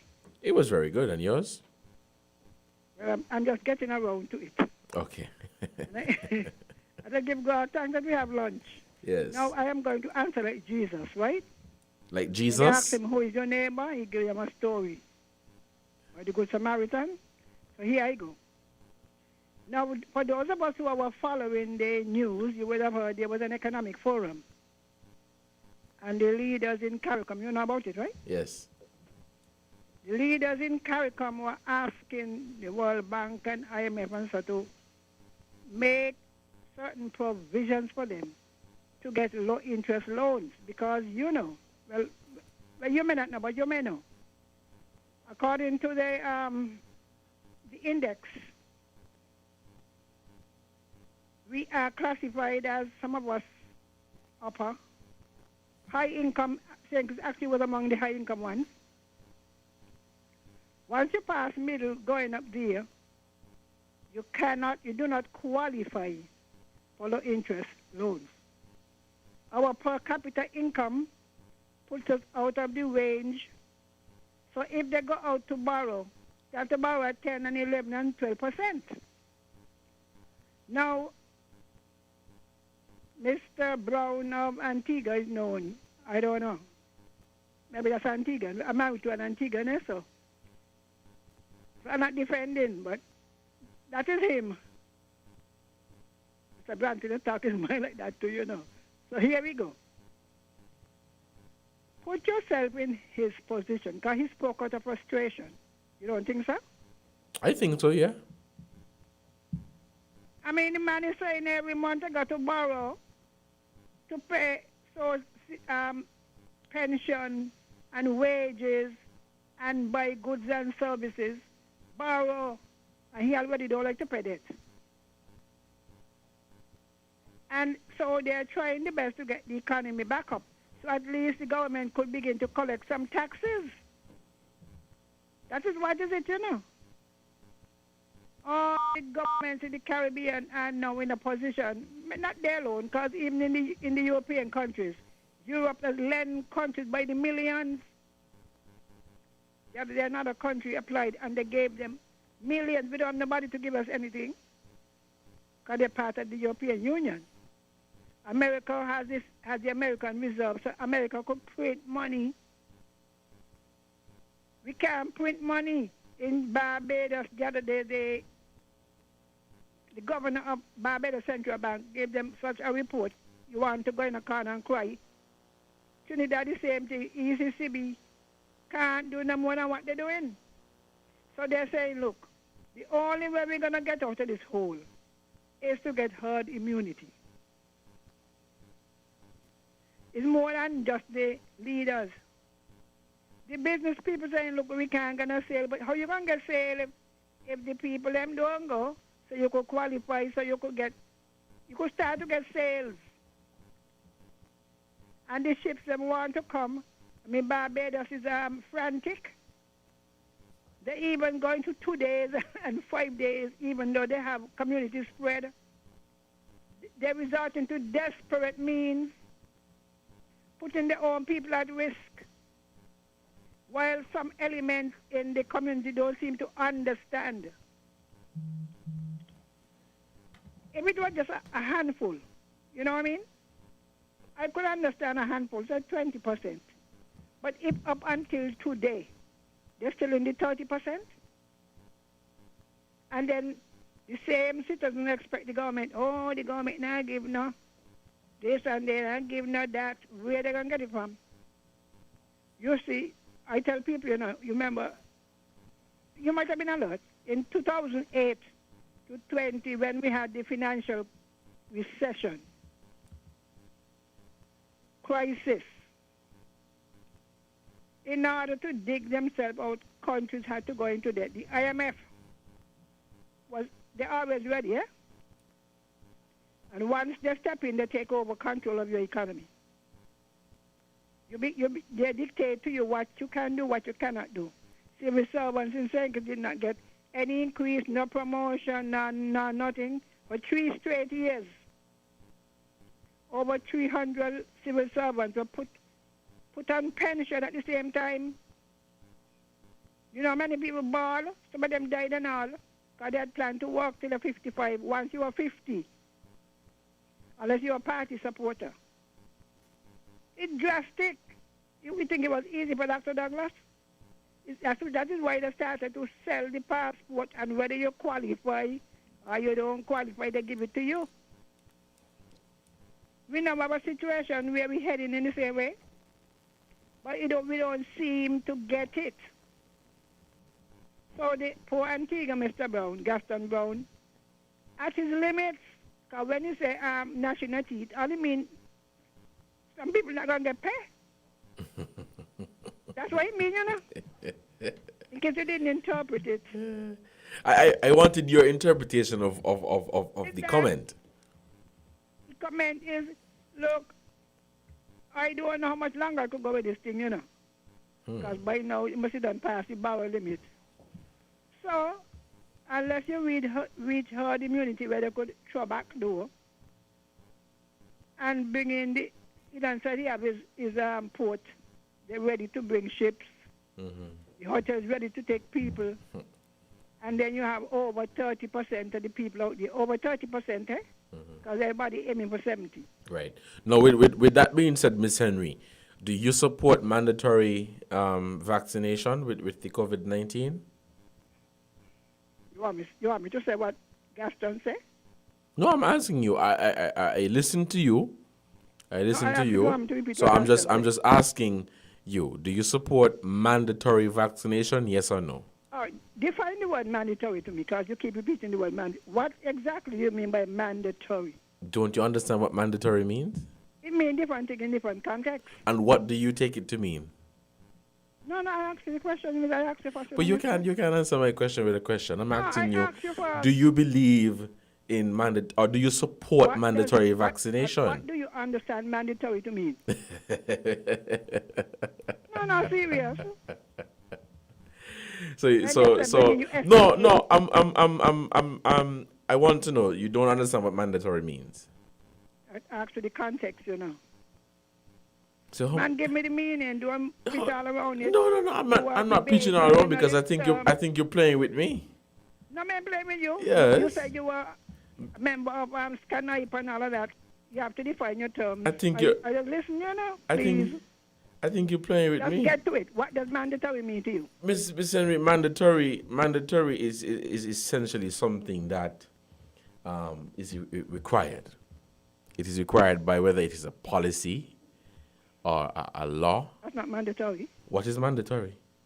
Mandatory is you have no other option than to do as you are told. That is the meaning of mandatory. That is your opinion. You have not a meaning. That is your opinion. You have to do as you are told. That's mandatory, you know? No. With that being said, do you support mandatory vaccination? No. All I say it before, say it again. Whenever you take the other option, you take the other consequence. So what are you saying, really? I mean, that's English. Just say, look, take it if you want to take it. If you don't take it, you got to give the test. If you decide, look, no way I am going to take it.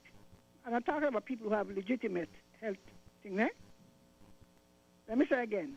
I am not speaking about those who have a legitimate health reason. Well, of course, you know that. I mean, we know that people, if you have a real reason as to why, if you have a health reason as to why you can't take the vaccine, and then this would not apply to you.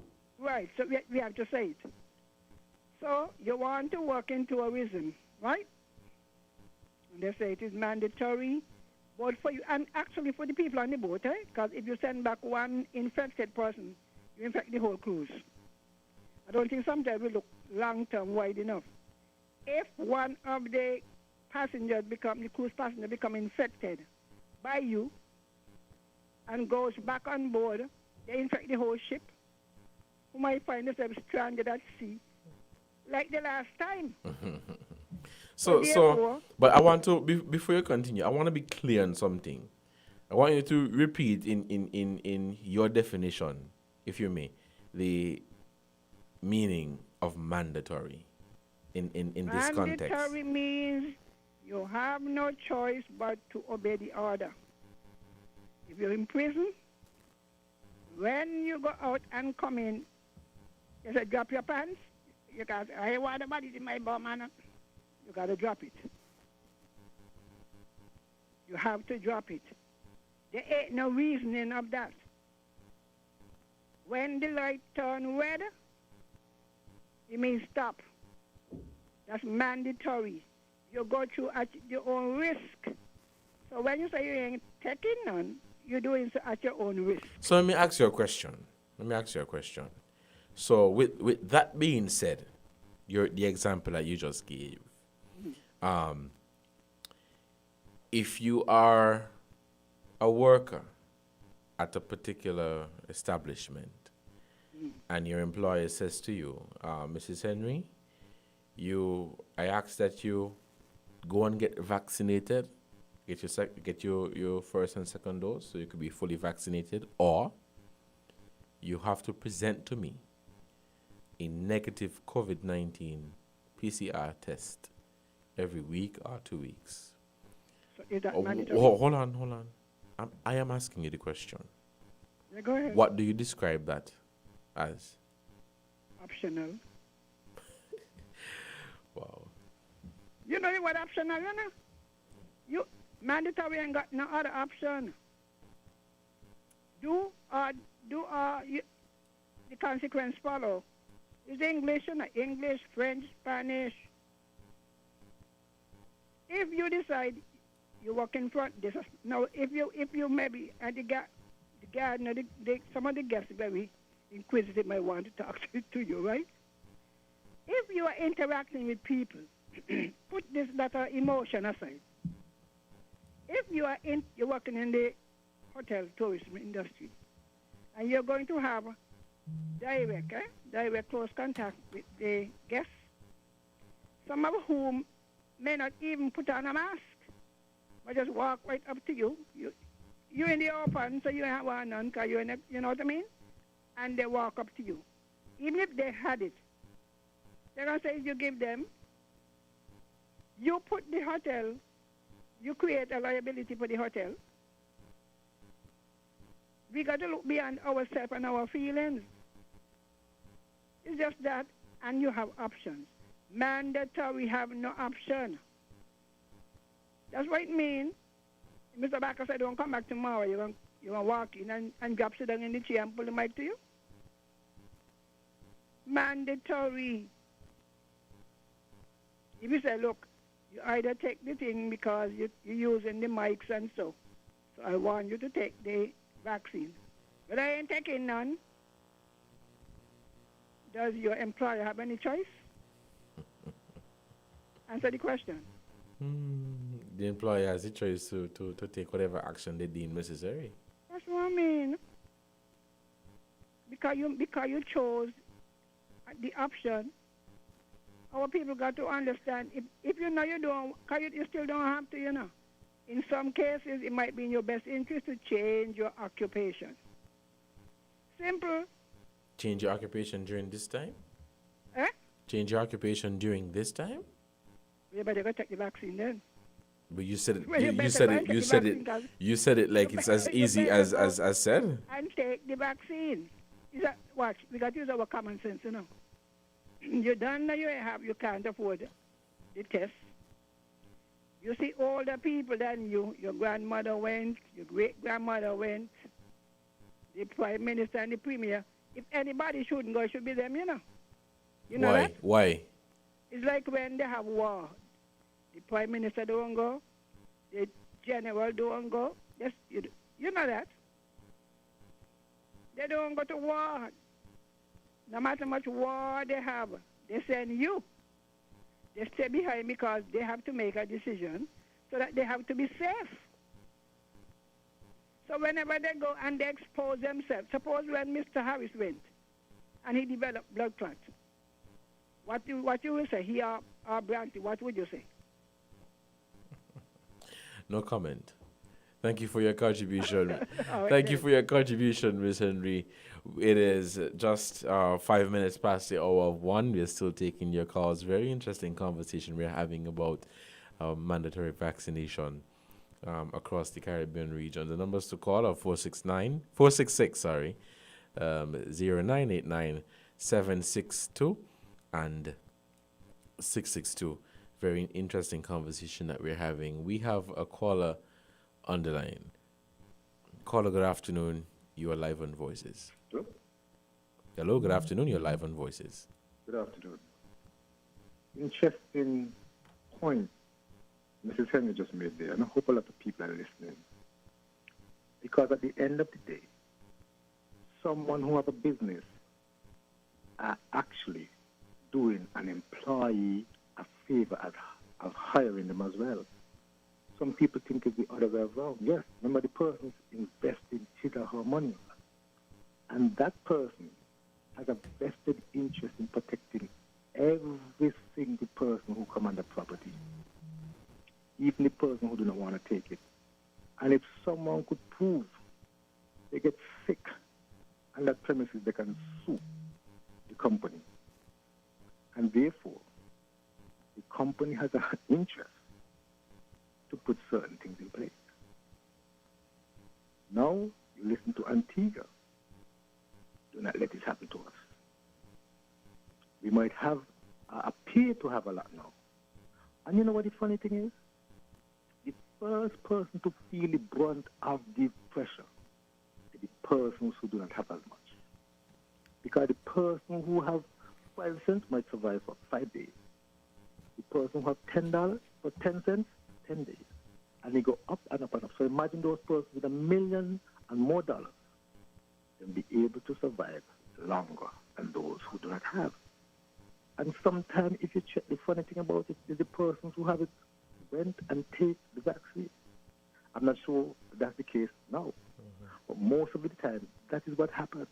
Because when they look and they see survival is best, and that is why the rich countries, they secure the vaccine first, even though they're richer than us. They have the land. And they make sure they have first, the report mentioned it, that some of the rich countries do not even want the poor countries to get the vaccine. And, to use a good word, we're monkeying around. It is free. I'm sure you might have seen the news. In some countries, people are begging to get it. Sometimes you say things closed, no more vaccine for today. But you know something? I'm sure you might have heard this already. A bird in the hand worth two in the bushes. We have no spreading here. Let us keep it. Do not let us try to reach out and think it's not going to come. I pray to God it will not come, because knowing what is happening, hurricane season is coming now. And as you mentioned before, how can you show if you could get a job at this time? But if you have a job now, is to secure a job now. You asked a question about mandatory thing. I believe in freedom. And if I inform myself, as you and some persons like to say, knowledge is power. And if you realize, if we have the knowledge, and we realize what is happening, when nobody knows who get it and who can live, some persons get it and they live, they survive. That's a very good thing, because their immune system is strong.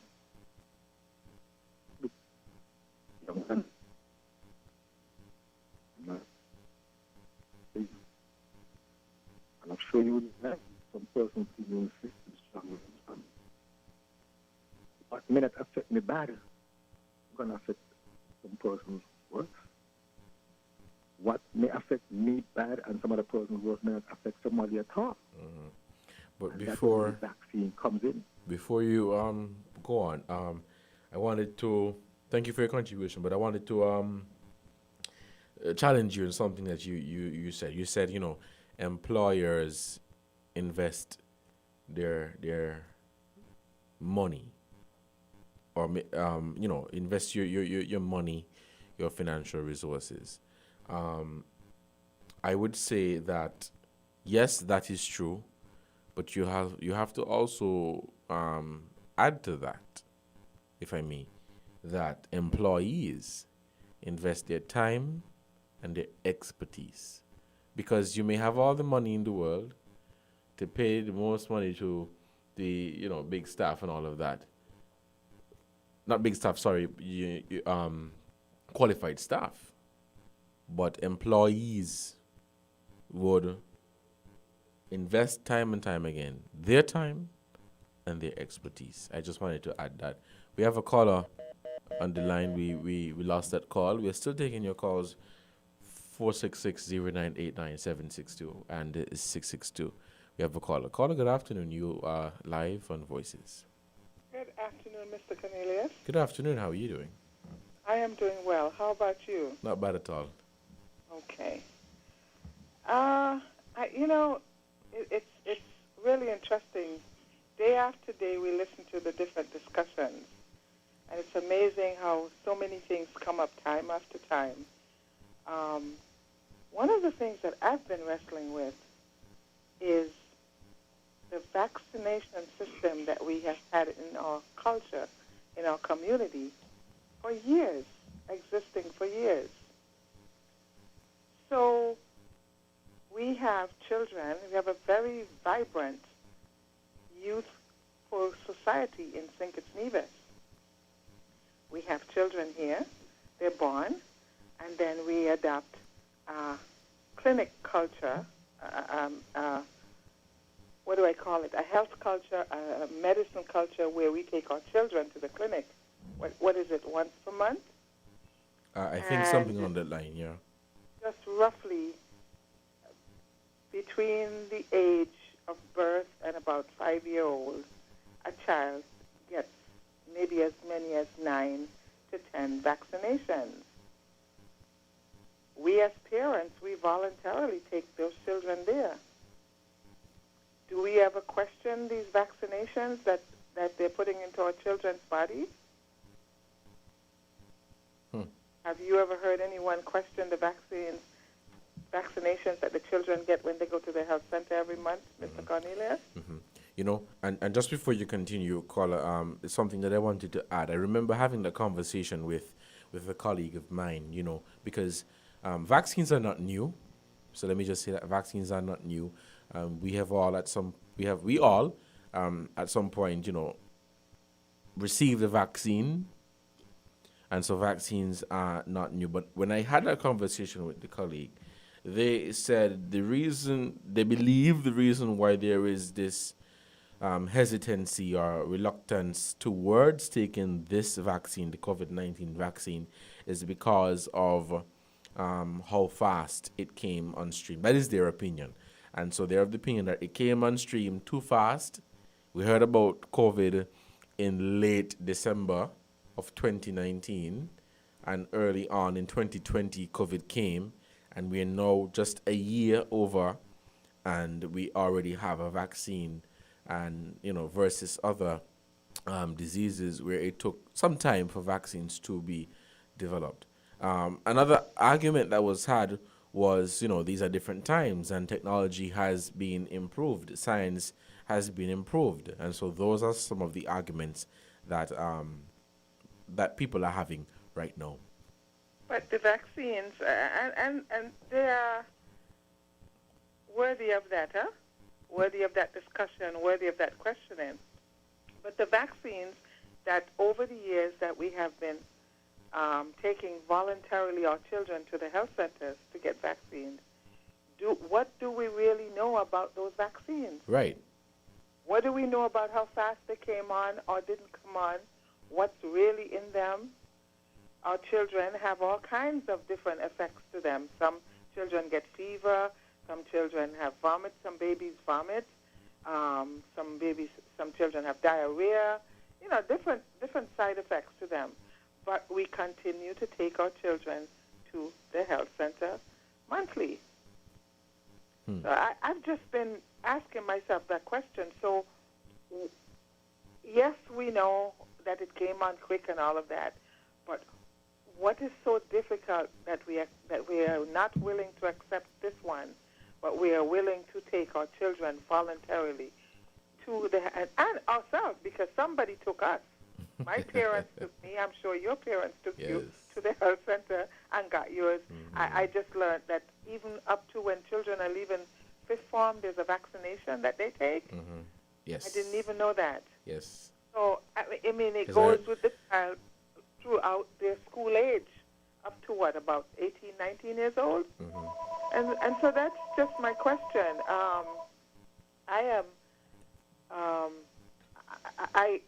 Why does it have to get to the point where it has to be mandatory? Why does it have to get to that point? We can see what the benefit is to us to be able to get back on track earlier, for our jobs. People have not been working in a year for people to get back their jobs. People have not had a salary, things like that. So what is it that is going to help comfort us better to realize that this is something we have to do, because we're not only protecting ourselves, but our children in the home, our parents, those we interact with, those on the job, those in the church, in your church, whoever the people are that's a part of your lives on a regular, daily basis. You're protecting yourself and you're protecting them. And so I'm encouraging to move forward, because I personally don't like to hear this mandatory thing. I mean, nobody wants to hear that you're being driven to the trough and push your head down and say, you know, you're going to drink this whether you want to or not. When I was a young child, I remember my mother giving me medicine. You remember that? And they would squeeze your two jaws together because you didn't want to take it, make the spoon go in, while your head is back and forth and you're fighting it, but you have no choice. But mother say, open your mouth. You better open your mouth. Open your mouth and take the medicine. Take the medicine. You know what I'm saying? So nobody likes that. Nobody wants to hear about mandatory anything. I like that example. You know? but why are we allowing it to get to that? Mm-hmm. Why are we allowing it to get to that? People have side effects from all kinds of medicines that they take. I've always had side effects to a certain medication, and it's very interesting. When my child came into this world, he adopted that same reaction, so he can't take that medication either, right? And so we deal with that all the time, and we understand that. But, wow, when are we going to be able to move forward? I'm not even going to say get back, because there seems to be no getting back. But when are we going to be able to move forward with this by protecting ourselves, getting the vaccine, and moving on? That's just my input. Thank you. And thank you so much for your contribution to our program. You're listening to Voices on WinFM 98.9, and we are still taking your calls. The numbers to call are 466-0989-762 and 662. So now it is getting to a point, yes, I agree with you, caller, where governments across the Caribbean region are speaking of mandatory vaccination. And as the caller, Ms. Henry, put it, so, put yourself in the shoe of the person, in this case Gaston Brown, because he would like for people to get vaccinated. And while some others have said, I prefer not to take the vaccine because it is a personal choice, it is now getting to a point where it may become mandatory in some countries. It may become mandatory in some countries. Yes, vaccines are not new. Vaccines are not new. Vaccines have been administered for many, many years. But the argument, as I said before, that was had was the vaccine, the COVID-19 vaccine, some persons felt it came on stream too soon, while others took some time to be developed. And so that is the argument. However, people are still taking these vaccines. We had a call, we lost that call. People are still taking these vaccines. And are we questioning these vaccines? Are we questioning what are in these vaccines? But I think the argument that holds weight is the fact that, this vaccine came on very soon. We are still taking your calls, and we have a caller on the line. Caller, good afternoon. You are live on Mr. Voices. Salinas, good afternoon. Good afternoon. No, I read an article just last night there, and it don't appear that St. Kitts is the only country that is having all this problem. It seems to be a worldwide thing. And the reason for that is information. There's too much information, bad information, if you want to call it that is coming out there towards the vaccine. Now, if we never had the internet, as in the days gone by, I believe people would have gone and take the vaccine, because I remember there was a time when the Rastas and they was refusing to allow the children to be vaccinated. About, let's say, 10 years ago. I don't know what's the difference now. So people have a right, I don't care how you put it, people have a right to be fearful of putting something into their bodies that they not feel comfortable with. And there is, and we had this question, this argument last week. We are mandatory. I know mandatory to me one thing only. If you want to work in my establishment, you have to take it. They're literally forcing you to take it. There's a policy. But you have an option. The option is, then I can't work there. I use the same thing with a license. If I want to drive on the road, it's mandatory that I must get the license. If I don't want to drive, then I either take the chance and get locked up, or or you just don't get no license. You understand my point, Mr. Cornelius? Yes. So it's very difficult and hard. So for like the other day, I crossed me and I said, boy, you're going to take the vaccine. And up comes some talk about whether, well, I don't have any blood pressure. So it means then if I decide to do it, I may have to go to the doctor and say, look, Doc, I want to check up to see definitely whether I should take this vaccine or not. But you know, I remember in a case where a fellow was given a particular drug by this doctor every time he got pain, Voltaren. And it turned out that Voltaren is bad for your kidney. And when I check it out, it's indeed so. And you were taking it all these years, not knowing that it can affect you. Well, I guess if you take it like often, every time you got a pain, you take it, maybe that could be the problem. Right. But people have to be very careful. And the problem is the internet. Don't worry with the internet. And I don't believe we would have all this problem. Probably we don't reach herd immunity. When they started first, Mr. Cornelius, up at the Newtown Center, most of the people, somebody who went there told me that they were foreigners, a lot of Indians and white people and those kind of people there. They were hardly anybody then taking it. It's difficult to just go and put me arm and say, you're going to give me an injection, and I don't know what's going to happen down the road. And as I was reading recently there, we need to stop posting those things unless we know for sure whether they're true or false. But how we know whether they're true or false? Everybody coming with a theory. And that is what is frightening people. So government or some governments want to make it mandatory. Or if you don't take the injection, then you have to take this test every 2 weeks or 3 weeks, something like that, and that costs $150 US from what I was told. How many people can do that? So the choice is, you either take it. I don't want to know about vaccine. I mean, the injection. I mean, the test. You either take it, or you cannot work in the establishment. That is exactly what it comes to. So the fourth is mandatory. You either take it or you can't work there. You either take the test or you can't work there. And that to me is mandatory. Yeah. And this is my example. I mean, for example, let me say example. Let me emphasize example. So mandatory. In order for you to work here, this is the employee handbook.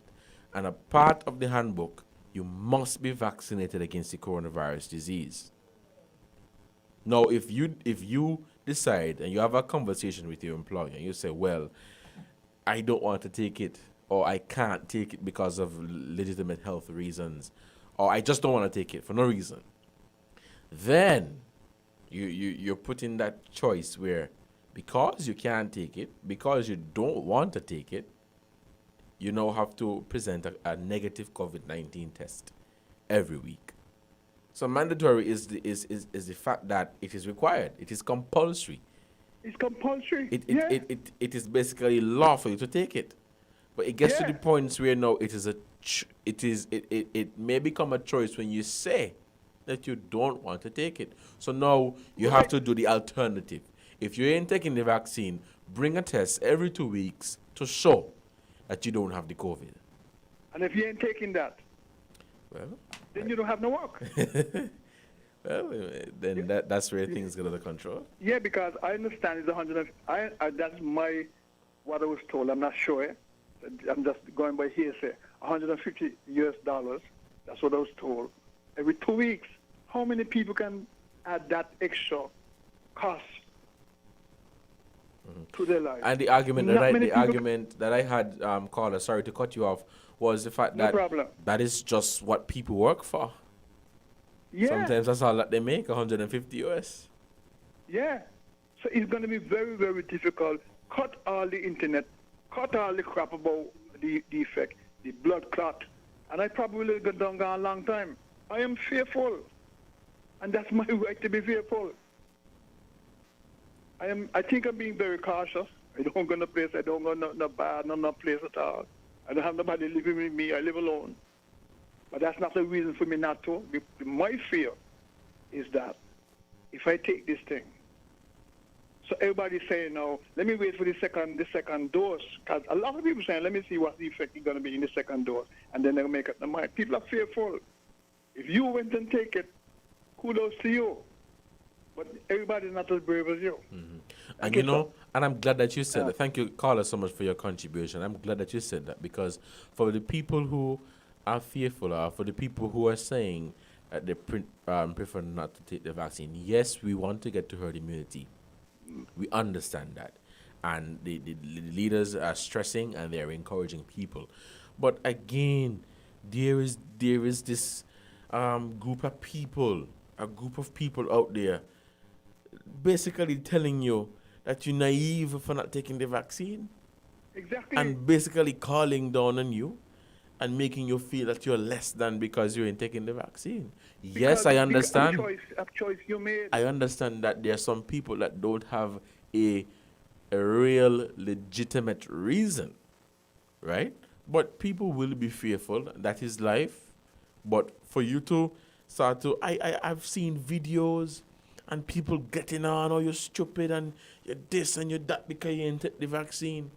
If you think that that is going to help people or encourage people to take the vaccine, then think again. Exactly. Like I said before, during school days, you hear these people coming to. Some people couldn't lift up their arm. Some people had fever, had to stay on for over a week. That's the effect. No. Supposing you had the media then as it is now, some people might, and I mentioned the Rastaman was totally against vaccination, totally against the children vaccinating. I mean, they getting the children vaccinated. Were they wrong? They decide this is my child. You're not going to put nothing in my child. Since I can make the choice for them. It's not going to be easy. It's kudos to you who take it. And God bless you. And thank you. And it's even with looking back at the example that the previous caller made about, when your mother giving you the medicine and they hold your cheeks them and force the medicine down your throat. Some people would do it that way. Others would probably try a little juice in the medicine so you taste something sweet and nice, and so you take it. But the approach that I saw some people take to encourage people, where they tell you about yourself and they cuss you out and they make you feel less than people because you ain't take the vaccine. I'm not sure if that is going to encourage others to take the vaccine. That is just my opinion. I could tell you this much before you end. I could tell you this much. I am terribly afraid of injection. Give me any medicine, regardless of how bad it is. But the minute you tell me about sticking a needle in my arm, I can put up a resistance. I don't feel the pain even before you stick me. I do not like injection. I prefer to take medicine regardless of how bad it is. Cod liver oil, you know how many times my mother used to come and run up on the place to take cod liver oil? But I have to take cod liver oil every morning. Interesting that you said that, Carla, because maybe, I'm just assuming, maybe that is a part of the hesitancy too, because truth be told, I'm afraid of injections too. So a lot of people are afraid of injections. So maybe that is a part of the problem. But as you said that, I remember coming across an article where the vaccine, there are plans to put the vaccine in a pill. So you either take a pill or you drink something to be vaccinated instead of taking an injection. So some people are really afraid of the needle itself and maybe not necessarily the substance, the vaccine itself. Right. Okay. May give somebody a chance if there's enough time. Thank you. Thank you, Carla, so much for your contribution. We are at the end time of our program, and so we are going to wrap up. Let me say thank you to all of you who took time out of your schedule to be a part of Voices today. This was another edition of Voices on WinFM 98.9. I'm your host, Devon Cornelius. Today is Wednesday, May 5th, 2021, and the discussion that we had today for the second half was about mandatory vaccination and Caribbean leaders giving their take on mandatory vaccination. You had Antigua's Gaston Brown saying there will be the weeping and gnashing of teeth, with this vaccination program, and if people don't go out and take the vaccine, because basically he's stressing the point that it is hard. The economy has been hit hard. One of the hardest hit is Antigua. And so he's appealing and encouraging people to take the vaccine. However, if it gets to a point where they have to make it mandatory, they will. This was Voices on 1FM 98.9. I was your host for today, Devon Cornelius. Until next time, stay safe and stay tuned to 1FM 98.9. Have a good one.